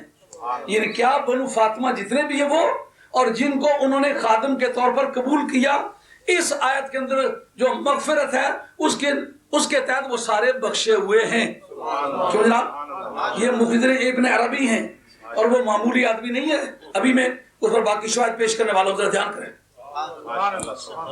سب بضمن حکم مغفرت اس آیت میں داخل ہیں. وہ طاہر و مطہر ہیں، یعنی پاک ہیں اور پاک کرنے والے ہیں. یہ ترجمہ میں نے تو نہیں کیا نا، یہ خواجہ گولوی رحمۃ اللہ علیہ نے کیا ہے اور یہ فتوحات مکیہ کا ترجمہ ہے. اگر آپ یہ سمجھیں کہ آئندہ اللہ انہیں پاک کرے گا تو یہ آپ کا ترجمہ ہے. اس میں تو جو لکھا ہوا ہے یہ ہے کہ وہ پاک ہیں اور پاک کرنے والے ہیں، یعنی وہ پاکیزگی واقع ہو چکی ہے اور انہیں پاک کرنے کا حق دیا جا چکا ہے. آگے شمالی وہ طاہر و مطہر ہیں، اور یہ اللہ تعالیٰ کی اس عنایت خصوصی کا نتیجہ ہے جو آن حضرت کے حال پر ہے. کسی مسلمان کو زیبا نہیں کہ ان حضرات کی مذمت کرے کہ جن کی پاکیزگی کی اور برائی سے تحفظ کی خود اللہ نے شہادت دی ہے. یہ تو دی جا چکی ہے نا، آئندہ تو نہیں دے گا نا. یہ فضل و کرم ان کے کسی عمل خیر کا نتیجہ نہیں، یہ ہے وہ بات. یہ فضل و کرم ان کے کسی عمل خیر کا نتیجہ نہیں، بلکہ محض عنایت ربانی ہے اور اللہ تعالیٰ جس پر چاہتا ہے اپنا فضل کرتا ہے. اس پر حضرت امام عبدالوہاب شرانی رحمۃ اللہ علیہ کی لطائف بلند کا ایک حوالہ پیش کرتے ہیں. فلا تعدل بآل البیت خلقا فآل البیت ہم آل السیادہ. امام عبدالوہاب شرانی اپنی صدی کے مجدد مانے جاتے ہیں، مصر کے رہنے والے میں سے. یہ کہتے ہیں کہ تم آل بیت کے ساتھ کسی مخلوق کو، تو بندوں کے بارے میں کسی مخلوق کو برابر نہ کرو. تو کل بھی جھگڑا اس پر پڑا تھا نا، یاد ہے آپ کو کہ میں کہہ رہا تھا کہ عام بشر عام فرشتوں سے افضل ہیں، تو ایک مولانا اٹھ کے کھڑے ہو کے کہنے لگے کہ یہ آپ نے شرح عقائد کا حوالہ دیا ہے، تو شرح عقائد میں تو کہیں نہیں ہے. آپ اس بات کے گواہ ہیں، حاجی منشی صاحب اس بات کے گواہ ہیں، قاضی عبدالعزیز صاحب گواہ ہیں. میں نے واپس آ کے کتابوں کو تردید دے کے کہا، میں نے کہ آتا ہوں تو مہربانی کر کے میں آپ اتنی زحمت اٹھائیں کہ دیکھیں یہ لکھا ہوا ہے کہ نہیں. جب میں کہتا ہوں میں مدرس ہوں، میں نے پڑھائی ہوئی ہے کتاب، اس کے اندر لکھا ہوا ہے. اور کوئی مسلمان کو یاد ہو یا نہ ہو، الحمد شریف ضرور یاد ہوتی ہے کیونکہ شروع میں ہے. آخری سورۃ والناس ہے وہ ضرور یاد ہوتی ہے. تو یہ چیپٹر جو ہے یہ شرح عقائد کا آخری چیپٹر ہے. اگر سچ مجھ کوئی آدمی پڑھا ہوا ہو تو اس کو تو پتا ہونا چاہیے، اس کے اندر یہ لکھا ہوا موجود ہے. جی کتنے مبسوخ سے کہہ رہے تھے، اس سارے ساتھی ان کو کہہ رہے تھے آپ زیادتی کر رہے ہیں. ایک آدمی کو میں کہہ رہا ہوں کہ میں نے لکھا ہوا دیکھا ہے تو کہہ رہا ہوں، وہ کہتا نہیں لکھا ہوا. تو پھر وہ لکھا ہوا تھا کہ نہیں؟ وہ ساری کتابیں 3 کتابوں کے نام لیے تھے، بیضاوی کا نام لیا تھا، پیش کی کہ نہیں؟ تفسیرات احمدیہ کا نام لیا تھا، پیش کی کہ نہیں؟ شرح عقائد کا نام لیا تھا، پیش کی کہ نہیں؟ سب میں ہے نا. یہاں بھی کہتے ہیں کہ فلا تعدل بآل البیت خلقا، کسی بھی مخلوق کو اہل بیت کے ساتھ برابر مت کہو. فآل البیت ہم آل السیادہ، آل بیت جو ہیں یہ سرداری والے لوگ ہیں. فبغضهم من الانسان خسر حقیقی وحبه عبادہ. جو آل بیت رسول صلی اللہ علیہ وسلم ہیں ان کا بغض انسان کے لیے حقیقی خسارہ ہے، اور ان کی محبت جو ہے یہ سچ مچ عبادت ہے. یہ تو وہ تھا جو کہ مولانا فیض احمد صاحب مدظل العالی قبلہ نے ارشاد فرمایا. جو اصل کتاب ہے خواجہ گولوی رحمۃ اللہ کو یہ ہے جس کا نام ہے تصفیہ. اب آپ اس کو ملاحظہ فرمائیں کہ خواجہ گولوی نے اپنے قلم سے جو لکھا ہے اس میں کتنا ڈیفرنس ہے.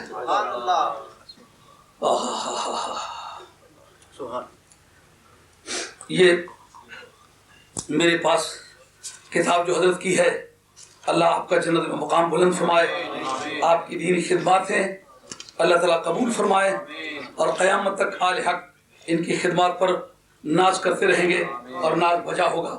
اللہ تعالیٰ آپ کی قبر منور رکھے. آپ اس سلسلے میں بیان کرتے کرتے یہ تصفیہ کا صفحہ نمبر 57 ہے جو مفید عربی کی عبارت ہے، وہ آپ ملاحظہ فرمائیں گے تو پھر پتہ چلے گا کہ خواجہ گولوی کیا کہہ رہے ہیں. وہ اس کا ترجمہ تھا. اب ترجمے میں اور اصل میں فرق بلاد فرمائیں. کہتے ہیں فدخل الشرفاء اولاد فاطمہ کلہم رضی اللہ عنہم ومن ہوا من اہل البیت مثل سلمان الفارسی رضی اللہ عنہ الی یوم القیامہ فی حکم هذه الآیت من الغفران فهو المطہرون. فرمایا کہ اس کے اندر اولاد فاطمہ کا کوئی فرد بھی خارج نہیں ہے. یہ کہنا جو آل بیت میں سے نیک ہے اس کو تو درود جاتا ہے وہ آل محمد ہے، اور جو نیک نہیں ہے وہ آل محمد نہیں ہے. افسوس، سخت افسوس. ہائے خواجہ گولڈوی، خدا تیری قبر منور رکھے. کتنا ملت پہ احسان کیا. جب حضور کردگار حاضری ہوگی، خاتون جنت کے ہاں پوچھ ہوگی، اس وقت یہ پوچھنے کی پوزیشن میں ہوں گے میری اولاد کے گنہگاروں کو برا کہتا رہا. اور بعض وقت ایسا ہوتا ہے کہ کوئی کمزور بچہ ماں کو زیادہ اچھا لگتا ہے. میں نے اپنے وقت کے ایک مظلوم ماں کو دیکھا ہے، کتنے اس کے بچے خدمت کرنے والے، ان سے اتنا پیار نہیں کرتی. ایک نہایت نالائق بیٹا ہے، اس سے پیار کرتی. میں نے پوچھا بھی محترمہ مجھے سوچ کے بتلاؤ، خدمت کرنے والے دوسرے ہیں، دکھ دینے والا جو ہے سب سے اچھا لگتا ہے. انہوں نے کہا میرے عزیز اس پر ناراض نہ ہو، دکھ سے اس کا درد زیادہ ہوتا ہے. جو عضو دکھے، زخمی انگلی یا چنگلیاں، سر کا درد اس وقت نہیں ہوتا جتنا انگلی کا ہوتا ہے. آنکھ انگلی سے زیادہ عزیز چیز ہے، لیکن جو دکھتی ہو انگلی، آنکھ کا درد تو اس وقت نہیں ہوتا. آنکھ کی عزت اپنی جگہ پر ہے، لیکن دکھتے اس کا درد زیادہ ہوتا ہے. اس غم نصیب ماں نے مجھے جو جواب دیا زندگی بھر یاد رہے گا. اس سے مجھے یہ بھی سمجھ آ گئی جو سرکار نے فرمایا نیک جو اللہ کے لیے ان سے پیار کرو. جو گھٹیا آدمی میری اولاد میں سے وہ تمہارے نزدیک گھٹیا ہوں گے، میرے نزدیک نہیں ہے، اس لیے کہ میں ان کو اپنا جزو سمجھتا ہوں. میری وجہ سے ان کی عزت کرو. دکھ سے اس کا درد زیادہ ہوتا ہے.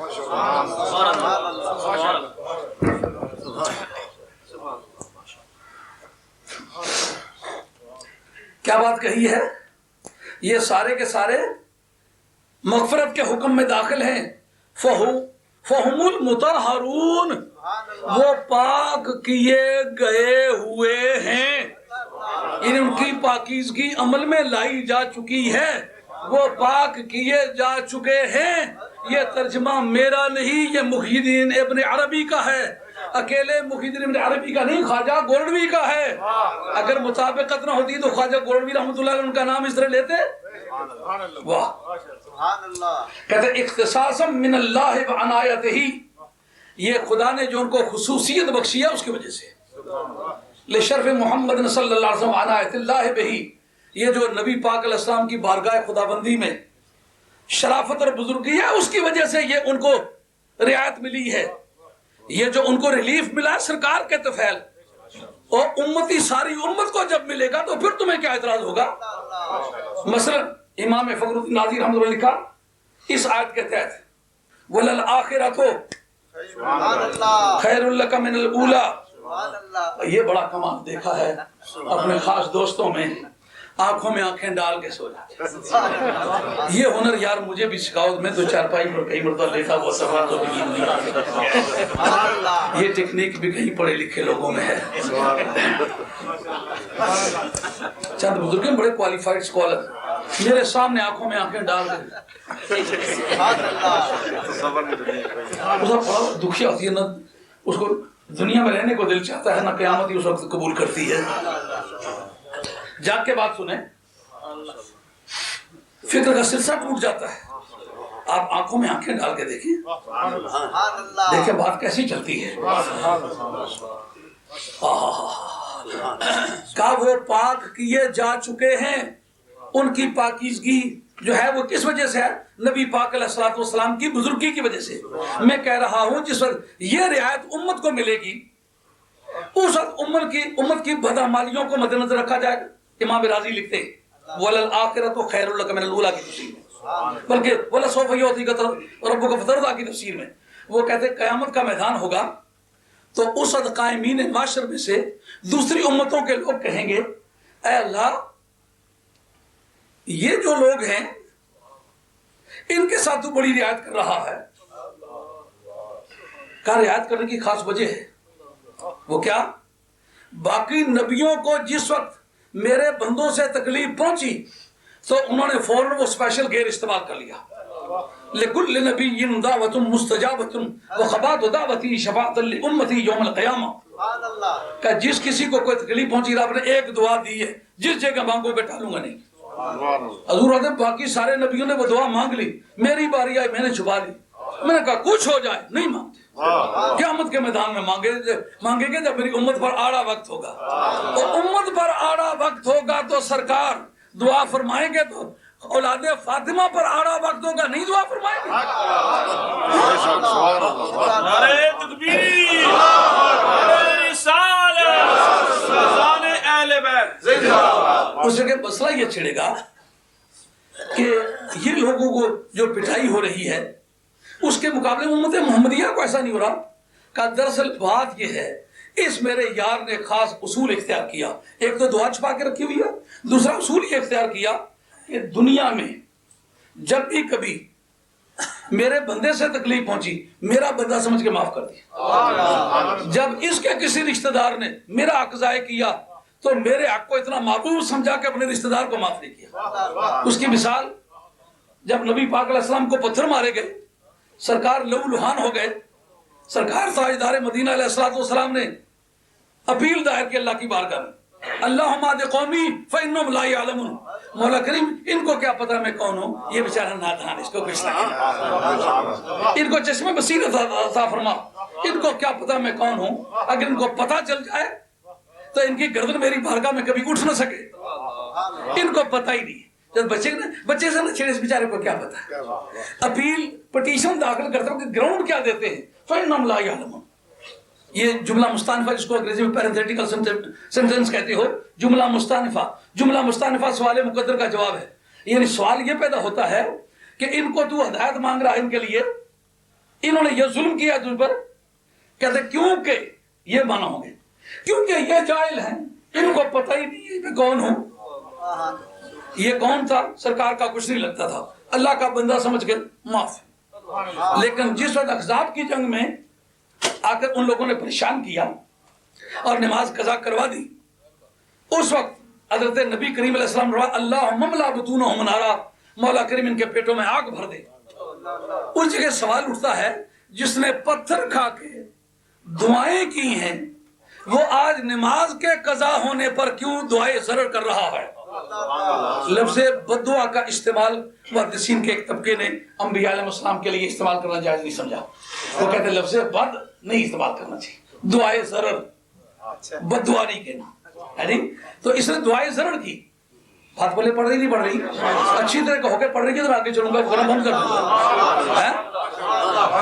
दो बातें हो गई, एक आदमी ने सरकार की बॉडी को नुकसान पहुंचाया, खुदाया ये बंदा तेरा है, नुकसान मेरा है, मैं अपना हक अपना नुकसान तेरा बंदा समझ के माफ करता हूं। ये जिन्होंने नमाज कज़ा करवाई है ये रिश्तेदार मेरे हैं, नमाज तेरी है।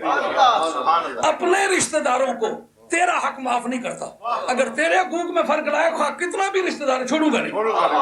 क़यामत के मैदान में उम्मत मोहम्मदिया आले बैत रसूल सल्लल्लाहु अलैहि वसल्लम से सलूक करते वक्त रब करीम जवाबन ये कहेगा, ऐ मेरे महबूब तुमने दुनिया में पत्थर खा के मेरा बंदा समझ के माफ किया ना, अगर तेरा उम्मती होगा मेरे कानून तोड़े होंगे तेरा समझ के माफ कर दूंगा।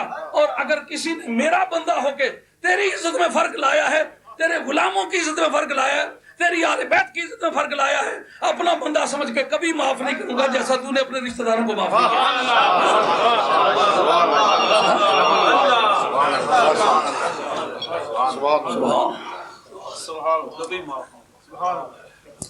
कहते हैं वला यज़हरु हुक्म हाज़ा शरफ़े लिआलिल बैत इल्ला फ़ी दारिल आखिरा। क्या ये जो शराफत उनको मिली है ये मिली हुई है, लेकिन इस पर पर्दा उठेगा क़यामत के दिन। तो पर्दा न उठे तो फिर होता ही नहीं है। हजारों चीजें पर्दे में हैं, मानते तो हो न के हैं। फ़इन्नहुम युहशरून मग़फ़ूरन लहुम, ये मुहिद्दीन नबी की इबारत है, ख्वाजा गोलवी कहते वो क़यामत में बख्शे हुए उठेंगे।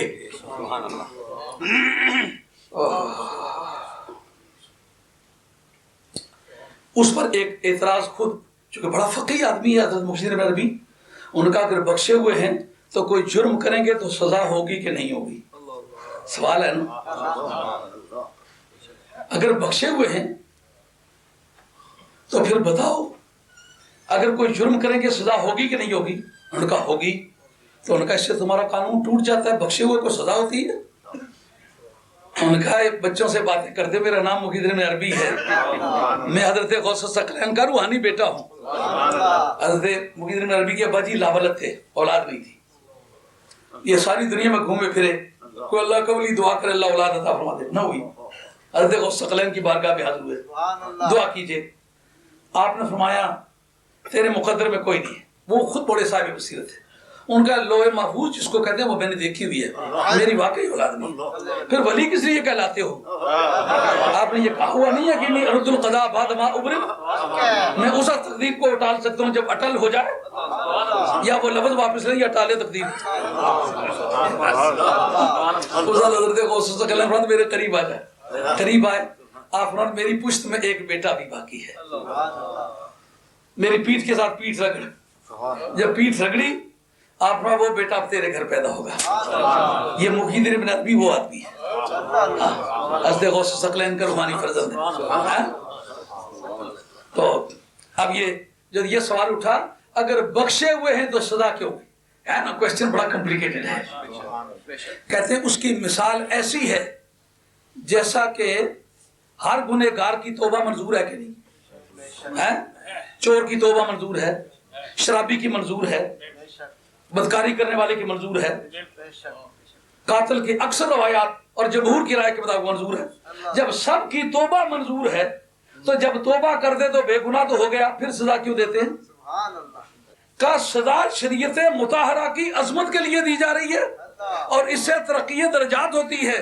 توبہ قبول ہو گئی ہے، بندہ بے گناہ ہو گیا ہے، لیکن بے گناہی کے باوجود قانون کی عظمت کو زندہ رکھنے کے لیے سزا دینی پڑے گی. کہ اسی قاعدے کے مطابق سید کو بھی سزا ہوگی.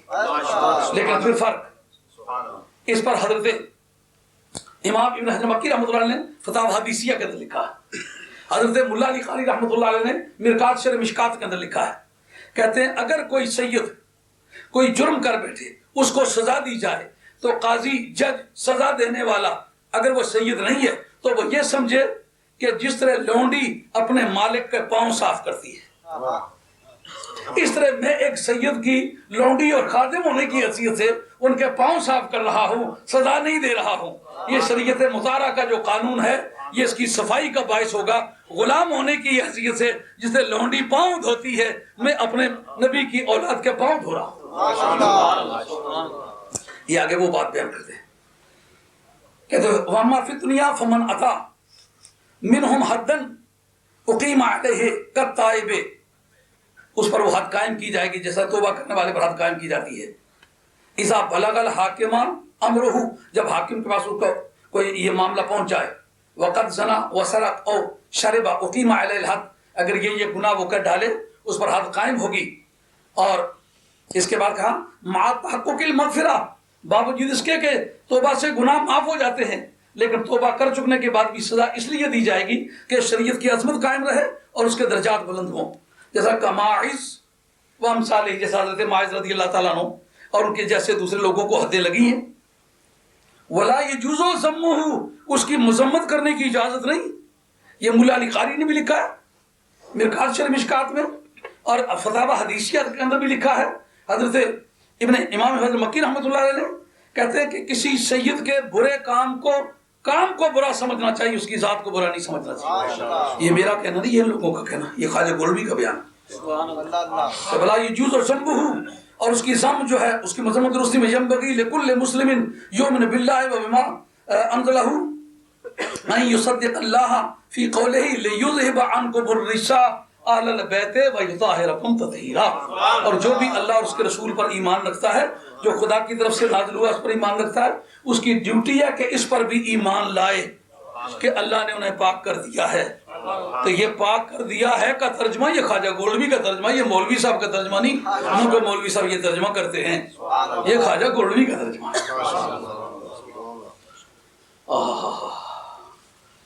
آگے بات کہی.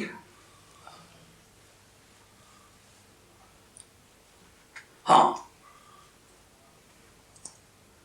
فَيَعْتَقِدُ فِي جَمِيعِ مَا يَصْدُرُ مِنْ آلِ الْبَيْتِ أَنَّ اللَّهَ سُبْحَانَهُ وَتَعَالَى قَدْ عَفَا عَنْهُمْ. اور جو کچھ آل بیت سے صادر ہو اس کو چاہیے کہ یہ عقیدہ رکھے، یہ میں نہیں کہتا، یہ خواجہ گولوی کرے، یہ عقیدہ رکھے کہ آپ نے ان کو معاف کر دیا، کیونکہ یہ تارکم تطہیرہ میں وعدہ ہو چکا ہے. کہتے کیا کچھ نہیں. جس تاریخ آدم علیہ السلام کو مسجود ملائکہ بنایا تھا، آدم علیہ السلام نے کتنی نمازیں پڑھی ہوئی تھی؟ سبحان اللہ. مسجود ملائکہ کبھی عمل کے بغیر بھی رب کوئی دے دے تو وہ روکتا تھوڑا.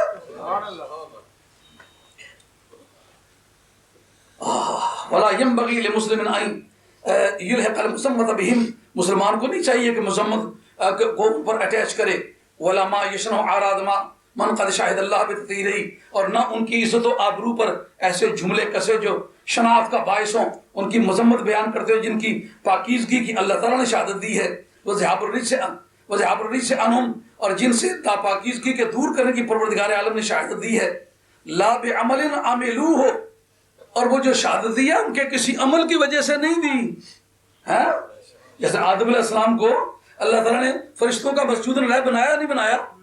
اس کتنے حج کیے ہوئے تھے آدم علیہ السلام نے؟ کتنی نمازیں پڑھی ہوئی تھی؟ اسی وقت مٹلی کا پتلا بنا کے تو کہتا ہے فَإِذَا سَوَّيْتُهُ وَنَفَخْتُ فِيهِ مِن رُّوحِي فَقَعُوا لَهُ سَاجِدِينَ. جب یہ پتلا تیار کر چکوں، اس میں پھونک ماروں تو تمہیں کیا کرنا ہوگا؟ وہ بنانے والے تم خود، بھٹی کا پتلا تم نے خود بنایا. جب میں پھونک ماروں یہ اٹھ بیٹھے فَقَعُوا لَهُ سَاجِدِينَ. اس تمہارا کام ہے اس کے سامنے سجدے میں گر جاؤ. سجدے میں کون گرے؟ جنہوں نے اربوں برس پہلے اللہ اللہ کی ہے.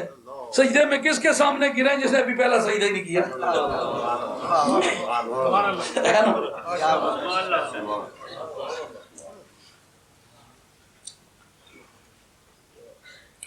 وَلَا بِعَمَلٍ عَمِلُوهُ وَلَا بِخَيْرٍ قَدَّمُوهُ بل بِسَابِقِ عَنَایَةٍ مِّنَ اللَّهِ ذَلِكَ فَضْلُ اللَّهِ يُؤْتِیهِ مَن یَشَاءُ وَاللَّهُ ذُو الْفَضْلِ الْعَظِیمِ.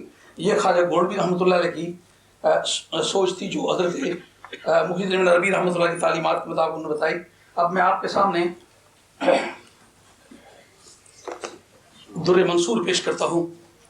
یہ در منصور کا جلد نمبر 6 ہے اور اس کے اندر صفحہ 606 ہے. یہ امام جلال الدین سیوطی رحمۃ اللہ کی لکھی ہوئی کتاب ہے تفسیر در منصور. انہوں نے جہاں اور بہت بڑے بڑے کام کیے ہیں ان میں سے ایک کام اللہ تعالیٰ نے ان سے یہ بھی لیا ہے کہ انہوں نے قرآن مجید کی جتنی آیات ہیں ان کے لیے حدیث تلاش کر کے تو اس کی شرح کی ہے. تو یہ آیت تطہیر کا مضمون بیان کرتے ہوئے خود انہوں نے حضور نبی کریم صلی اللہ علیہ وسلم کی حدیث مرفوع بیان فرمائی. ذرا توجہ سے سماعت فرمائیں. تفسیر در منصور جلد نمبر 6 صفحہ 606 آیت تطہیر. اللہ کریم نے جب یہ فرمایا کہ تم سب کو ہم نے عزت عطا فرمائی اور سرکار دو عالم علیہ السلام نے اس بارے میں بھی ذکر کیا کہ یہ جو جتنے بھی لوگ دنیا میں بزرگ بنتے ہیں نا، سب سے زیادہ متقی میں ہوں. جو یہ ان اکرمکم عند اللہ اتقاکم، اللہ کی بارگاہ میں سب سے وہی آدمی اعلیٰ ہے جو تم سب سے زیادہ متقی ہے. وہ جو سب سے متقی ہوں وہ میں ہوں. جی اس جگہ فرمایا اور فضالے کا قولہ فجعلنی فی خیر بیتن، جو گھر بنائے نا سب سے اچھا گھر اللہ نے مجھے دیا. اور قبیلوں میں سب سے اچھا قبیلہ مجھے دیا، خونوں میں سب سے اچھا خون مجھے دیا، وغیرہ وغیرہ. اخیر میں چل کر کے کہا کہ فجعلنی فی خیرہا بیتن، ان سب سوسائٹیز میں ساری مخلوق میں سب سے اچھا گھر مجھے ملا. اور وہ کس سے کہتا ہوں؟ فضالے کا قولہ، یہ پروردگار کا کہنا ہے. انما یرید اللہ لیذھب عنکم الرجس اہل البیت ویطہرکم تطہیرا. آگے جو جملہ کہنا چاہتا ہوں وہ یہ ہے فانا وآل بیتی مطہرون من الذنوب. یہ مرصب عربی دان بڑا ہے، مولانا ملازف حدیث مرفوع ہے، در منصور ہے. کہتے انا وآل بیتی، میں اور میری آل بیت مطہرون من الذنوب، ہم گناہوں سے پاک ہیں. اس کا آپ کے ساتھ کیا تعلق ہے؟ میرے اختیار کی کیا بات ہے؟ رب کسی کو پاک کرنا چاہے. جس وقت نبی کریم علیہ السلام کے پیچھے جماعت کھڑی تھی, سرکار دو عالم علیہ السلام نے منہ ادھر سے ادھر کر لیا, بیت المقدس شریف کی طرف آپ کا چہرہ مبارک تھا, آپ نے بیت الحرام کی طرف کر لیا, تو پیچھے 10 آدمیوں نے منہ موڑ لیا. ان 10 آدمیوں کی جنتی ہونے کی خوشخبری آئی. یہ کہانی تو آپ نے پکائی ہوئی ہے, لیکن اس پر غور کیوں نہیں کرتے؟ انہوں نے زندگی میں کوئی گناہ نہیں کیا تھا. آئندہ انسان ہیں, یہ کسی وقت بھی گناہ کر سکتے کہ نہیں کر سکتے؟ زیادہ سے زیادہ اگر ہوں تو محفوظ ہو سکتے, معصوم تو نہیں. اب مرنے تک کیا پتا ہے کسی کو کیا کریں گے, مگر مدینے والے کو پتا ہے. اب جنت کا فیصلہ کب ہوگا؟ جب قیامت کے میدان میں فَلَنَسْأَلَنَّ الَّذِينَ أُرْسِلُوا إِلَيْهِمْ وَلَنَسْأَلَنَّ الْمُرْسَلِينَ. ہم رسولوں سے بھی سوال کریں گے, قوموں سے بھی سوال کریں گے, اور تولیں گے. تلنے کے بعد جس کا وزن ٹھیک نکلا اس کو جنت میں بھیجیں گے. اب سرکار کہتے ہیں یہ جنتی. کسی مسلمان کو اعتراض ہوا کہ ہم نہیں مانتے جی, بھی تو فیصلہ ہونے والا ہے, بعد میں دیکھا جائے گا. ہزاروں گناہوں کے ہوتے ہوئے منہ ادھر سے ادھر کر دیا نا. علی جس وقت پوری سوسائٹی نقش پر دیوار ہے, وہ سب سرکار پوچھتے اے علی, علی کہاں ہے؟ وہ سب چھاتی پہ ہاتھ رکھ کے کہتا ہے لبیک یا رسول اللہ, یہ رہا علی.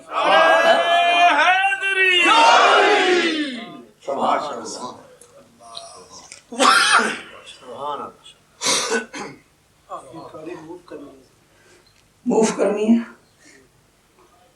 مجھے نہیں پتہ نا سیدھو کھڑے پاس تو پٹھا کھڑے پاس. یہ N408 VWK یہ گاڑی کہیں قابل اعتراض جگہ پر کھڑی ہے, مہربانی کر کے اپنی جگہ سے ہٹائیں. اچھا طریقہ نکالا کہ میں آ گیا ہوں, میں نے پہلے دیکھ لیا.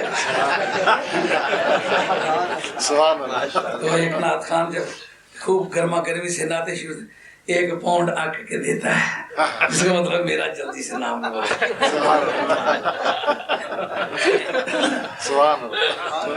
آپ لوگ اس مجلس کے سرپرست ہیں, بانی ہیں, آپ کو پہلے آنا چاہیے.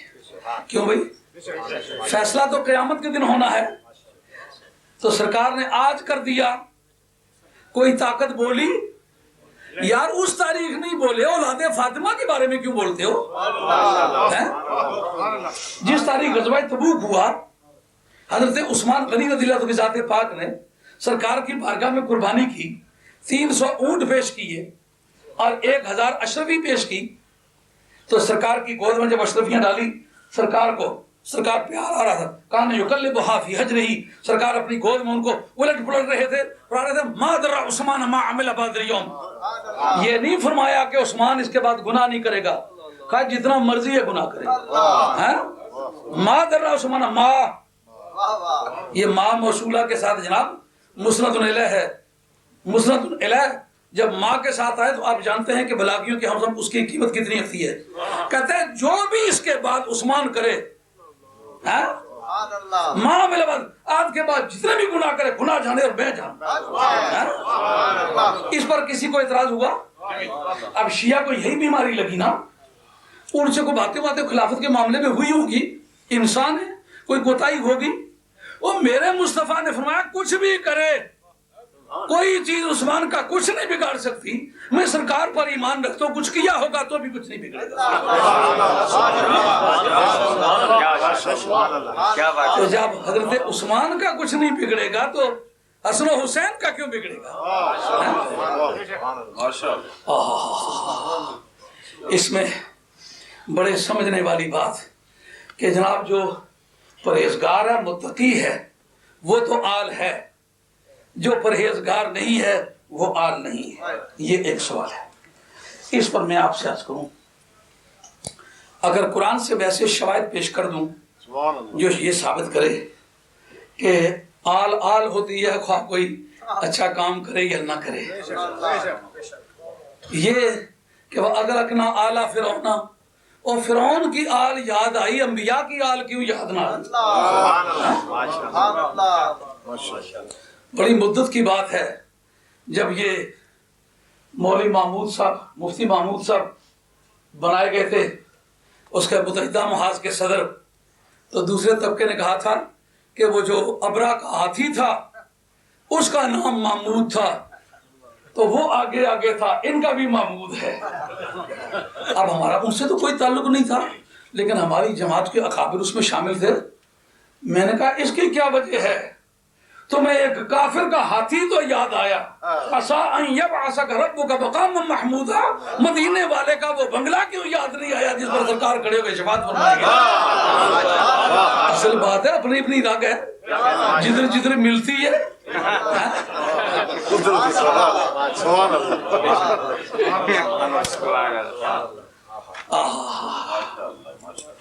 ये जो है ना आला फिरौन, ये कहना कि वो उसकी औलाद में से नहीं थे, ये कौम इमालका के जितने हुक्मरान थे उनका नाम फिरौन था, ये साबका फिरौन की औलाद में से थे, इस वजह से उनको कहा आला फिरौन।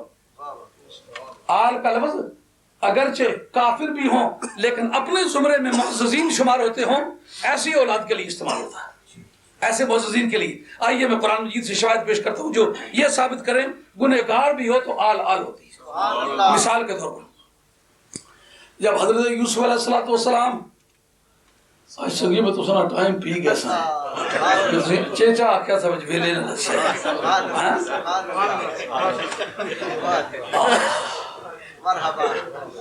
हजरत यूसुफ अलैहिस्सलाम कहते हैं या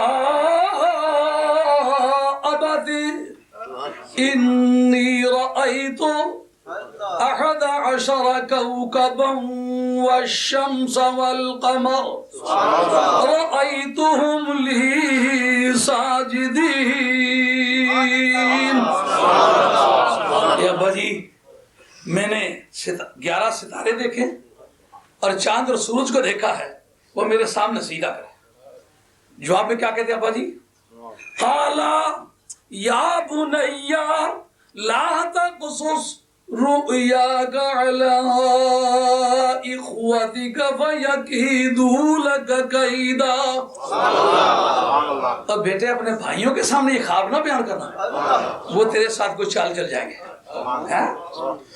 आए पैगंबर खुदा दौरे हाजिर का दानिश्वर कहता नबी को कल का पता नहीं, आपको किस तरह पता चला? सिर्फ भाइयों के सामने ना बयान करना। मालूम हुआ जितना उनका प्लाट बना हुआ है वो सारा प्लान वो उनके इल्म में है कि क्या करने वाला है, वो तेरे साथ चाल चल जाएंगे। इन्ना शैताना लिल इंसानी अदुव्वुम मुबीन। शैतान बड़ा बदतरीन दुश्मन है इंसान का, खुद मुखलत। और आगे पर कहते हैं जो तुमने देखा उसका मतलब समझते हो क्या है? कहता उसका मतलब यह है वकज़ालिका यज्तबीका रब्बुका व युअल्लिमुका मिन तअवील तअवीलिल अहादीस व युतिम्मु निअमतहु अलैका व अला आलि याकूब कमा अतम्मा अला अबवैका मिन क़ब्लु इब्राहीम व इसहाक। इसी तरीके से परवरदिगार आलम तुझे चुनेगा, तुझे ख्वाब की ताबीरात बताएगा, वो युतिम्मु नेमतहु अलैक, अपनी नेमतें तुम पर मुकम्मल करेगा। और क्या? युतिम्मु नेमतहु अलैक व अला आले याकूब, आले याकूब पर भी अपनी नेमतें पूरी करेगा। वो आले याकूब कौन होगी? जो मुझसे बहाना करके तुझे ले जाएगी, जाके कुएं में गिराएगी। उस वक्त के एतबार से जो निजाम मदलत है उन्होंने कत्ल का इर्तिकाब किया होगा। गुनाह कर लेना या कर चुकना और गुनाह करने का इरादा करना, ये फर्क हमारी शरीयत में है। साबका शरीयतों में गुनाह करना और गुनाह का पुख्ता इरादा करना दोनों का नतीजा एक है। तो कत्ल करने की ट्राई करेंगे है जी, وہ تمہیں مارنا چاہیں؟ جو قتل کی ٹرائی کر چکے ہوں گے قانون خدابندی میں تو قاتل قرار پائیں گے؟ ان کے متعلق کہا تجھ پر بھی اللہ اپنی نعمتیں پوری کرے گا. اور آل یعقوب، وہ آل یعقوب کون سے ہیں جناب؟ جو بھائی کو کنویں میں گرا کے آئے ہوں گے. نیک عمل ہے، کتنا بڑا سنگین جرم ہے.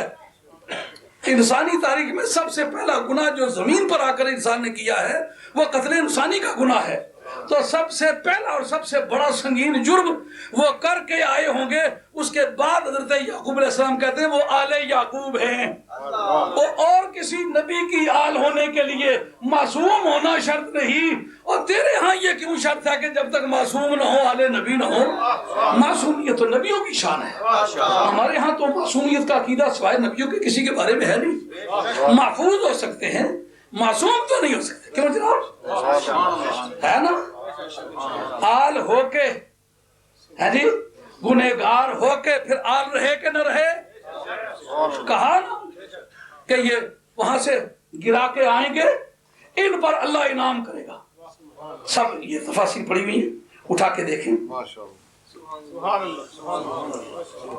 اللہ. صلاۃ والسلام علیکم یا سیدی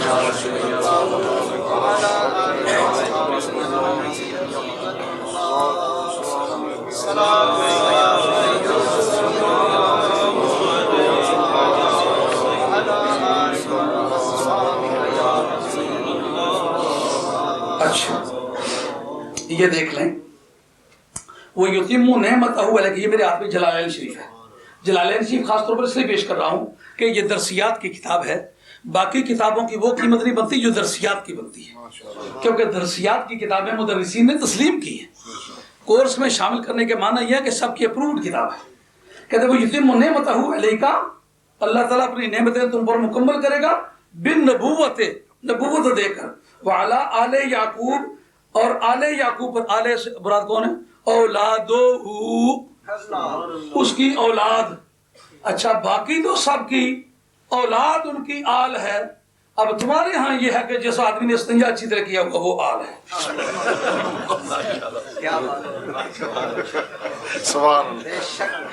سمجھ آئی یہ بات؟ یہ بات سمجھنے کی ہے کہ نہیں؟ اچھا اسی پر بس نہیں.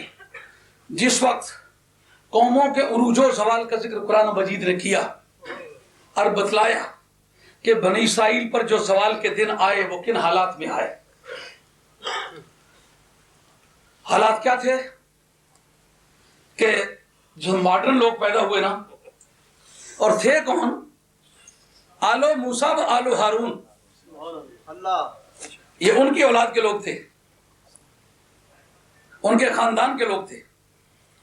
ہاں جی، بعض نے کہا ان کے چچے کی اولاد میں سے تھے، لیکن بہرحال جن کا منہ سے اعلیٰ ایک بلڈ کے لوگ ہیں وہ حال کہلا رہے.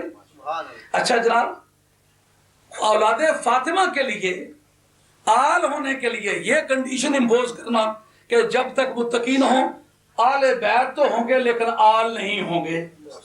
اچھا اگر میں یہ ثابت کروں کہ آل بھی اسی کو کہتے ہیں جس کو آل البیت کہتے ہیں، آل البیت بھی وہی ہے جو آل ہے، تو پھر یہ پہلے حوالہ سن لو. اچھا قرآن کہتا ہے جس کے بادشاہت کے لیے مقرر کیا جناب طالوت کو، اور نبی ہے پہلے. وقال لهم نبیکم قد بعث لکم طالوت ملکا. اس میں وہ شیعہ کے اس قول کا بھی جواب ہے جو کہتے ہیں جناب افضل کی موجودگی میں مفضول کی خلافت منعقد نہیں ہوتی. ہم تو مفضول کے قائل ہی نہیں، ان کو افضل سمجھتے ہیں، لیکن قول تمہارے اگر تم مفضول سمجھتے ہو تو پھر بھی یہ قول قرآن مجید کے میزان پہ پورا نہیں اترتا. خلیفہ کون بنایا جا رہا ہے؟ جو بادشاہ ہے طالوت ہے، اور کس کی موجودگی میں؟ معصوم کی موجودگی میں. معصوم کی موجودگی میں محفوظ کو بادشاہ مقرر کیا جا رہا ہے. تو قرآن مجید کی جو ٹرمینالوجی ہے اس کی روح سے تو تم اس قاعدے کے مطابق بھی معترض نہیں ہو سکتے جو تمہارا اپنا قاعدہ ہے. آئی بات سمجھنا؟ انہوں نے کہا کہ جناب اس کو خدا نے مقرر کیا. ان کا ثبوت لاؤ. ایسے ایسے مردان خدا بھی گزرے ہیں، لا الہ الا اللہ، ایسے ایسے مردان خدا بھی گزرے ہیں کہ نبی سے کہتے ہیں ثبوت لا. نبی کی زبان کافی ثبوت نہیں، کہتے ہیں ثبوت لا. وہ ایک راج صاحب تھے، انہوں نے ایک نوکر رکھا، تو انہوں نے کہا جو کچھ کرانا چاہتے ہو ڈائری پر لکھو. ڈائری پر لکھوا لیا. اب اتفاق کی بات جاتے ہیں تو گھوڑا کہیں بتکا, رائے صاحب گھوڑے سے گر کے کھڈ میں جا لگے. تو وہ اس کو کہتے ہیں اور نوکر نکال مجھے یہاں سے. انہوں نے کہا مجھے ڈائری نکالیں تو دیکھوں کہ یہ اس میں لکھا ہوا ہے کہ نہیں.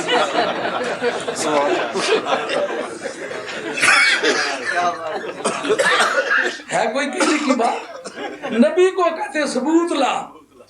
ان کا ان آیت ملک ہی ان یاتیکم التابوت فی سکینۃ من ربکم وبقیۃ مما ترک آل موسیٰ و آل ہارون. تمہارے پاس صندوق آئے گا جس کے اندر تمہارے واسطے تسکین ہے. تسکین میں بڑی چیز کیا تھی؟ لوہے اور اس کے تورات کی کچھ تختیاں تھیں اور ان کا نالین موسیٰ علیہ السلام کے. ایسے بگڑے ہوں کے لیے جوتا بھی ایک چیز ہے, وہ نالین مبارک بھی آپ کے ہیں. لیکن یہ ہے کون سے؟ مما ترک آل موسیٰ و آل ہارون. یہ وہی قوم ہے جو پھینک آئی تھی نا کہ یہ پرانی چیز ہے. تو جو اپنے آباء و اجداد کی وہ نشانیاں جو ان کی کامیابی کا ذریعہ بنتی تھی ان کو پھینک آئے تھے, وہ کافی متقی تھے. نبی کے میلاد میں استعمال ہونے والا صندوق ساتھ روح المانی, ابو جعفر کی روایت ہے کہ وہ صندوق تھا جس میں موسیٰ علیہ السلام کو ڈال کے دریائے نیل میں ڈالا گیا تھا. جب تک وہ نبی کے میلاد کا صندوق ان کے پاس سلامت رہا اس وقت تک وہ جیتتے ہی چلے گئے. استسقاء کی دعا مانگنے گئے, بارش کے لیے دعا مانگی, چھم چھم بارش, رم جھم بادل برسا, اور کسی میدان میں ساتھ لے کے گئے, کامیاب ہوئے. ماڈرن لوگ نے کہا یہ پرانے لوگوں کی کہانیاں بنا رکھی ہیں, خواہ مخواہ ہمیں الو بنا رکھا ہے, جاؤ اس کو جانے, مکھیاں بیٹھ بیٹھ کے کچھ کا کچھ کر ڈالا اس کا, یہ ہمیں نہیں چاہیے. ہم جدید لوگ دنیا پتہ نہیں کہاں سے کہاں چلی گئی, جیسے آج کل نہیں کہتے. انہوں نے نبی کے تبرکات پھینکے تھے, کافی اچھے لوگ تھے. آل کہا کہ نہیں کہا. جناب کوئی کہے ایک خام کے لیے ہے, ایک خام تو کلمہ مومل ہو نتیجہ لاتا نہ ہو تو پھر تو کہا جا سکتا ہے. لیکن اگر اس قوم کو اپنی برائی کا یقین دلانا ہو کہ تمہارا ہاتھوں کی کمائی ہوئی تمہاری یہ ذلت ہے, تم وہ اپنی کامیابی کا راز خود تم پھینک کے آئے تھے, وہ دشمن کے ہاتھ لگا تھا, اب ہم اس کو واپس کرنا چاہتے. کیا طریقہ ہوگا؟ کا طریقہ یہ ہوگا کہ وہ جو بادشاہ تھا جالوت, اس پر ایسے وبا آئی, 6-7 گاؤں کے گاؤں صاف ہو گئے. انہوں نے کہا یہ صندوق منحوس ہے, اس کو واپس کرو. معلومات جب یہ مٹنے پہ آئے تھے تو صندوق ان کے ہاں منحوس تھا, جب وہ مٹنے پر آئے تو صندوق ان کے ہاں منحوس تھا. اور نبی کے میلاد کی عزت کرنے والوں یہ منحوس چیز نہیں. جب کوئی قوم مٹنے پہ آتی ہے کہتے ہیں یہ بچے یتیموں پہ خرچ کرتے ہیں. وہ سرخی پاؤڈر کے پیسے یتیموں پر کیوں نہیں خرچ کرتا؟ وہ کاسمیٹک کے پیسے کیوں یتیموں پر خرچ نہیں کرتا؟ گھر کے ڈیکوریشن پیسز سے تم یتیم خانہ کیوں نہیں کھول دیتا؟ جسے ہماری ہدایت کا راز ملتا ہے صرف وہی بیچو تو یتیم خانے کھولو. اچھا جناب, جن لوگوں نے ان تبرکات کی اتنی بے ادبی کی ہوگی اور قوم کے زوال کا باعث بنے ہوں گے, کافی اچھے بندے تھے. آل کہا کہ نہیں کہا, اس کی کیا وجہ؟ دنیا بھر گنہگار ہو تو وہ آل نہ جائے, صرف آل رسول کے لیے یہ پابندی ہو جب تک وہ نیک نہ ہو آل نہ ہو.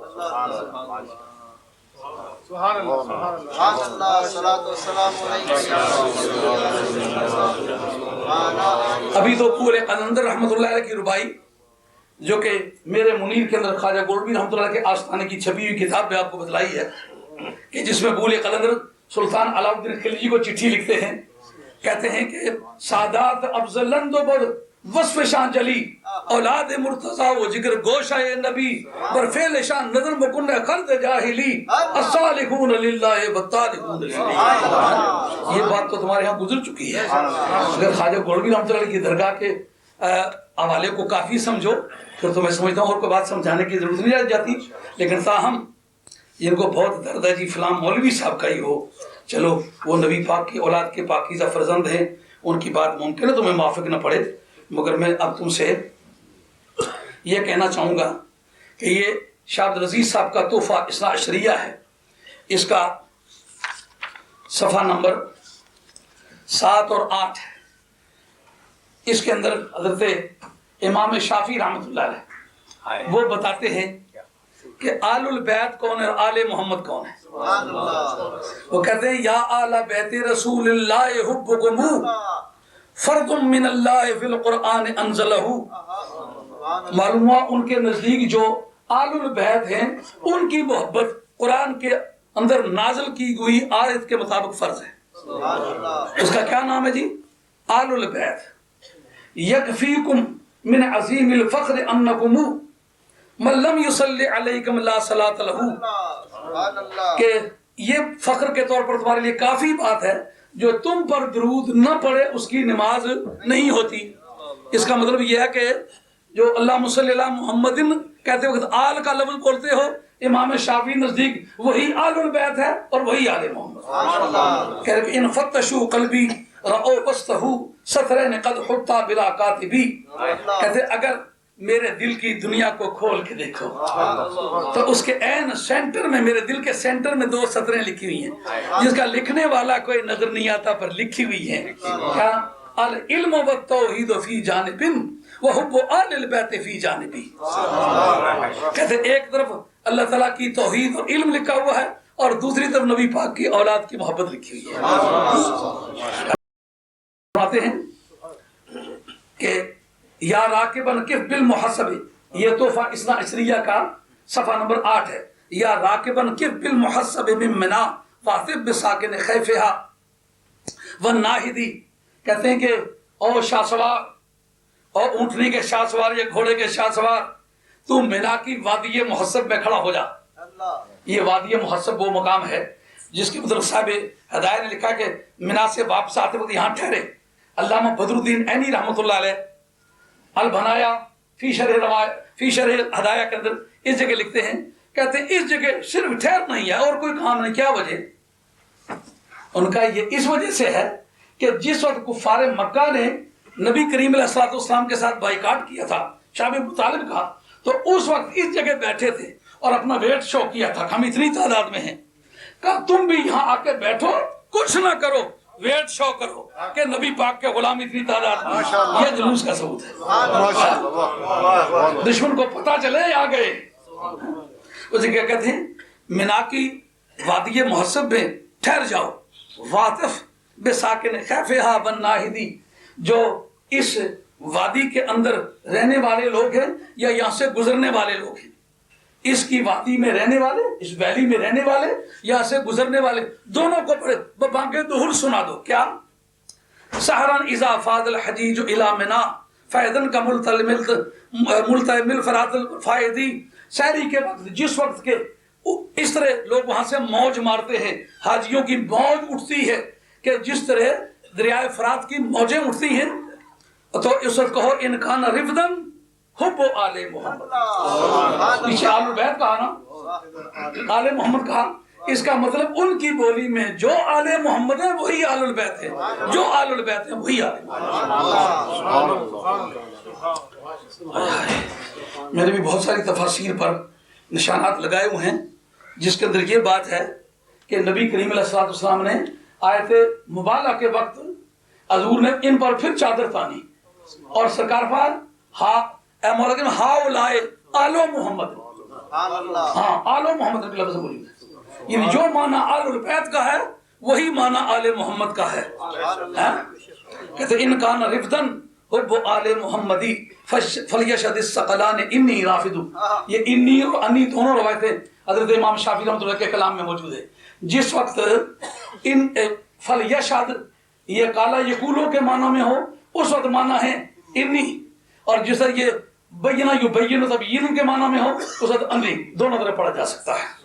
بعض لوگ سمجھتے ہیں کیوں مولانا آپ تو بڑے فاضل عربی دان ہیں، ہاں جی، تو یہاں یہ بات واضح ہو گئی کہ نہیں ہو گئی کہ جو آل محمد ہے وہی آل بیت ہے، جو آل بیت ہے وہی آل محمد. اس کے لیے یہ شرط لگانا کہ اگر متقی ہو. اچھا یہ سوال یہ سوال کہ جو متقی ہو، اب کتابیں بہت پڑھی ہوئی ہیں، اب میں انشاءاللہ پھر اس کو ترتیب بار آپ کو دکھاؤں گا، لیکن آپ اتنا یاد رکھ لیں کہ میرے پاس وہ سامنے پڑھی ہوئی ہے علامہ بدر الدین عینی کی عمدۃ القاری شرح بخاری جلد نمبر 9 کے اندر یہ بات موجود ہے. یہ کہتے ہیں کلو تقی نقین فہو عالی، اس کے بارے میں محدثین کی دو رائے ہیں۔ ضعیف بالمرہ، بالکل ضعیف ہے، جیسے شیخ فانی نہیں ہوتا او بابا جس نے گڈی ان گئی داخل ہوئی مڑ نہیں لگی ان، اس طرح یہ کہنا الضعیف بالمرہ بالکل ضعیف۔ اور دوسرا واہن جدن، دو طرح کے لفظ ملتے ہیں، واہن جدن، کیوں مولانا ضعیف بالمرہ ہو اور واہن جدن ہو عقیدے کے لیے کافی ہو سکتی ہے؟ آئیے سنن ابی داؤد، سیدہ عائشہ رضی اللہ تعالیٰ عنہا راویہ، عید الاضحیٰ کے دن دو دمبے آئے، سرکار دو عالم علیہ السلام نے دو دمبے ذبح کرتے وقت کہا کہ یہ دمبا جو ہے یہ میری طرف سے اور میری آل کی طرف سے، من محمد و آلہ، یہ میری طرف سے اور میری آل کی طرف سے ہے۔ اور دوسرا دمبا فرمایا من امت محمد رسول اللہ، محمد صلی اللہ علیہ وسلم کی امت کی طرف سے ہے۔ اس وقت امت تھی کون؟ اس وقت امت صدیق اکبر تھے نا، فاروق اعظم تھے نا، عثمان غنی تھے نا، حیدر کرار تھے نا، عشرہ مبشرہ تھے۔ ان جیسا متقی دنیا میں کب پیدا ہوا یا آئندہ کب پیدا ہوگا؟ بعد از انبیاء ان کی بڑی شخصیتیں ہیں، صدیق اکبر جو ہیں بعد از انبیاء سب سے افضل ہے۔ تو جو وہ موجود ہیں تو ان کی موجودگی میں یہ کہنا ہے کہ یہ امت محمدیہ کی طرف سے ہے، تو اس وقت پرہیزگار ہو کے بھی اگر کوئی آل ہوتا تو پھر یہ کلمہ تو معمول ہوتا، کیونکہ سارے صحابہ اور جیسا پرہیزگار تو دنیا میں ہے کوئی نہیں۔ آج کے اگر دنیا کے سارے پرہیزگار ملاؤ تو کسی چھوٹے سے چھوٹے صحابی کا بھی ہم پلہ ہوگا، ہم پلہ اگر نہیں ہوگا تو ماننا پڑے گا نا کہ آج کے اتقیاء کے مقابلے میں وہ کروڑوں گنا بہتر تھے۔ وہ جس وقت حضور کا یہ ارشاد تھا اس وقت 1,24,000 سے کم و بیش حضور کے صحابہ تھے، تو صحابہ کے مطلب یہ کہنا یہ میری طرف سے ہے، میری امت کی طرف سے ہے، اور یہ میری طرف سے ہے، یہ اور میری آل بیت کی طرف سے ہے، اور یہ امت محمدیہ کی طرف سے ہے۔ پتہ چلا آل محمد اور ہے، امت محمد اور ہے۔ اگر تقوی کی وجہ سے کوئی آدمی آل بن جاتا تو وہ سارے آل تھے۔ آئیے میں افضل الامت کے بارے میں جو پوری، ہم لوگ آل سنت والجماعت ہیں اور ہم نے سنیت اپنی طرف سے تصنیف کر کے نہیں دینی، جو کتابوں میں لکھی ہے اس پر چلنا ہے۔ یہ حضرت صدیق اکبر رضی اللہ عنہ کی ذات پاک کے بارے میں علامہ عینی نے جلد نمبر 9 صفحہ 265 میں لکھا ہے۔ یہ ملاحظہ فرمائیں کہ جس وقت نبی کریم علیہ السلام نے بھیجا حضرت صدیق اکبر رضی اللہ عنہ کو امیر حج بنا کر، یہ اس حدیث کے تحت کہ ان ابا بکر صدیق رضی اللہ تعالیٰ عنہ باسو فی الحجۃ التي امرها الیہا رسول اللہ صلی اللہ علیہ وسلم قبل حجۃ الوداع یوم النار فی رات یؤذن فی الناس اللہ یحج بعد العام مسلم لا یطوف بالبیت عریان، اس حدیث کے تحت کہا کہ نبی کریم علیہ السلام نے امیر حج بنا کر کے بھیجا جناب صدیق اکبر رضی اللہ عنہ کی ذات پاک کو۔ اس وقت اعلان کیا کہ کوئی آدمی مشرک ہونے کی حالت میں طواف بیت اللہ نہیں کرے گا، کوئی ننگا ہو کر کے طواف نہیں کرے گا۔ بعد میں جناب حیدر کرار کو تیار کیا کہ وہ معاہدہ جن لوگوں کے ساتھ تھا کہ ان کے ساتھ جنگیں نہیں ہوگی، معاہدے کی خلاف ورزی انہوں نے کی ہے، لہٰذا یہ معاہدہ ختم ہے، 4 مہینے تک تمہیں آزادی ہے، 4 مہینے تک ہم دوسرے نہیں لڑتے، تو 4 مہینے کے بعد پھر ماں کا دودھ ہے، تیاری کر لو۔ اب جناب حضرت حیدر کرار سرکار کی اونٹنی ازبا پر سوار ہو کر کے گئے تو آگے حضرت صدیق اکبر ان کو دیکھ کے پوچھا امیر ام معمور، امیر بن کے آئے ہو کہ معمور بن کے آئے ہو؟ انہوں نے کہا معمورن پیچھے چلنے والا بن کے، آگے چلنے والا تو نہیں۔ اب مزہ ہے کہ نہیں؟ حیدر کرار کہتے کہ نہیں پیچھے چلنے کے لیے آیا ہوں۔ اگر حیدر کرار کو پیچھے چلنے میں اعتراض نہیں تو تمہیں اعتراض کیوں ہے؟ یہ سوال ہے۔ اچھا میں ان کی اولاد ہونے کے ناطے سے میں سمجھتا ہوں میرا باپ حق پر ہے، جس کے پیچھے وہ چلا میں پیچھے چلوں گا، جس کو بزرگ مانا میں بزرگ مانوں گا۔ اب جناب انہوں نے کہا کہ میرے بارے میں کوئی آیت تو نازل نہیں ہوگی؟ انہوں نے کہا آیت تو مجھے نہیں پتا، سرکار سے بات کریں۔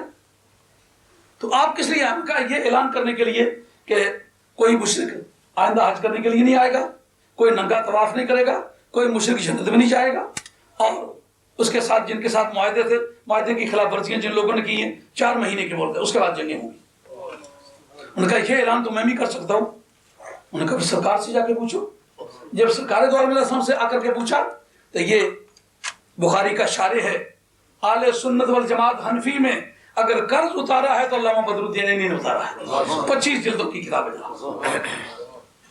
اس کے اندر وہ لکھتے ہیں کہ اس وقت نبی پاک علیہ الصلوۃ والسلام نے فرمایا کہ اے صدیق اکبر آپ کہتے ہیں کہ مجھے بھیج دو. فقال انہ لا یؤدیھا انی الا رجل من آل بیتی. یہ جو اعلان ہے یا میں کر سکتا ہوں یا میری اہل بیت کر سکتی ہے, کیونکہ تو میری اہل بیت میں سے نہیں ہے اس لیے تو نہیں کر سکتا, علی کر سکتا ہے. اگر صدیق اکبر ساری امت میں نہیں پہلی امتوں میں بھی بعد انبیاء سب سے متقی ہو کر اگر وہ آل میں شامل نہیں تو پھر باقیوں کو کیا کھجلی ہو رہی ہے. میرا خیال ہے کہ وقت بہت تھوڑا رہ گیا. مولانا کا بیان تھوڑا سا سن لیں. نہیں ابھی وہ بہت کام رہتا ہے, ایک اس میں پورا نہیں ہوگا. یعنی اس میں غالباً آپ کی سمجھ میں یہ بات آ گئی ہوگی کہ نبی پاک علیہ الصلوۃ والسلام کی ذات بابرکات, آپ کی ذات گناہوں سے پاک ہے اور سرکار کے طفیل حضور کی آل بیت کو اللہ تعالیٰ نے گناہوں سے پاک کیا. اور یہ میں نے خود اپنی طرف سے نہیں کہا بلکہ نبی کریم علیہ الصلوۃ والسلام کی حدیث سے مرفوع ہے. پھر خواجہ گولڈوی رحمۃ اللہ نے اپنے قلم سے فتوحات مکیہ کے حوالے سے کہا فہم المطہرون, وہ پاک ہے. تو پھر اس کے بعد آل ہونے کے لیے پاک ہونا شرط نہیں, گنہگار بھی آل ہے, جب تک کافر نہ ہو جائے آل میں شامل ہے. البتہ یہ بات کہ نبی پاک کی اولاد کے لیے یہ بڑی غیرت سے گری ہوئی بات ہے کہ نبی پاک کی اولاد بھی زندہ ہو, لوگ صحابہ کو گالیاں بھی دیں, ان کو یہ پاس نہ ہو کہ انہوں نے ہمارے باپ کے لیے جانے دی ہیں. سرکار فرمایا احفظ بد ابیک فلا تقطعہ فیطفئ اللہ نورک. اگر تو اپنے باپ کی دوستی کی حفاظت نہیں کرے گا تو پھر اللہ تعالیٰ نور ایمان کا چراغ تیرا گل کر دے گا. جس نے نبی پاک کے اولاد کے لوگ ہو, صحابہ کی عزت کا دھیان کرو, امت کی حفاظت کرو, ملت کی بیٹیوں کو شرم و حیا کی تعلیم دو, نوجوانوں کو غیرت دلاؤ, شب و روز دین پر لگا کے لوگوں کے اندر ایک بیداری پیدا کرو. سرکار لم یتفرقا حتی یرد علی الحوض, میری آل بیت اور قرآن کبھی جدا نہیں ہوں گے. اگر آپ قرآن مجید سے جدا ہیں تو پھر نبی پاک علیہ السلام کی تعلیمات آپ کو کیا کہہ رہی ہیں, مجھے کیا کہہ رہی ہے. میری بھی ڈیوٹی ہے, آپ کی بھی ڈیوٹی ہے. اگر آپ اپنے آپ کو اولاد فاطمہ میں سے سمجھتے ہیں, اٹھیں, ایک مرتبہ باطل کا راستہ روک کے کھڑے ہو جائیں. جتنے بھی امت کے مظلومین ہیں, کشمیر پر ظلم و ستم ہو رہا ہے, اس کے لیے کام کریں. گزشتہ جمعے یہاں ساتھی کچھ آئے ہوئے تھے تو میں نے اپیل کی, یہ چھوٹی سی جگہ ہے, غالباً 400 پاؤنڈ تو ان ساتھیوں کو بھی جو اپنے جمعے میں ہوتا ہے وہ بھی غالباً ہوا ہے اور 400 پاؤنڈ ان کو بھی ہو گیا. اتنی جگہ میں 400 پاؤنڈ کہاں ہوتا ہے. میں نے کہا دوستو سدا کوئی کس پر برا بات نہیں آتا. انشاءاللہ کشمیر آج آزاد ہو, کل ہو, ہونے ہی والی ہے, اس میں ہو کے ہی رہنا. تاریخ نہیں بتلاتی کہ قربانی کسی قوم کی ضائع گئی ہو. اس کے لیے کام کرو. ہندوستان میں بسنے والے مسلمان تاجور بن کے رہے, آج گردنیں جھکی ہوئی گلیوں میں غلام بن کے رہے. ان کی آزادی کے لیے محنت کرو. فلسطین کے مسلمانوں پر دکھوں کا وقت ہے, ان کا ساتھ دو, یہ کام کرو. یہ جو باتیں مجھے کہنی پڑی ہیں, مجبوراً کہنا پڑی ہیں, کیسے حالات پیدا ہو گئے ہیں, وگرنہ میں اس مضمون کو نہیں چھیڑنا چاہتا تھا. انشاءاللہ عزیز آنے والے وقت میں اس پر مزید تبصرہ کیا جائے گا. آپ تشریف لاتے ہیں. جنگل کے شیر کو دیکھ کے خطاب کرتے عربی زبان میں, اور میں نبی پاک علیہ الصلوۃ والسلام کا غلام ہوں. کچھ لوگوں نے اعتراض کیا ہے کہ یہ حدیث شیعہ کی ہے. یہ میرے سامنے جتنی کتابیں پڑھی ہوئی یہ سب اہل سنت کی ہیں.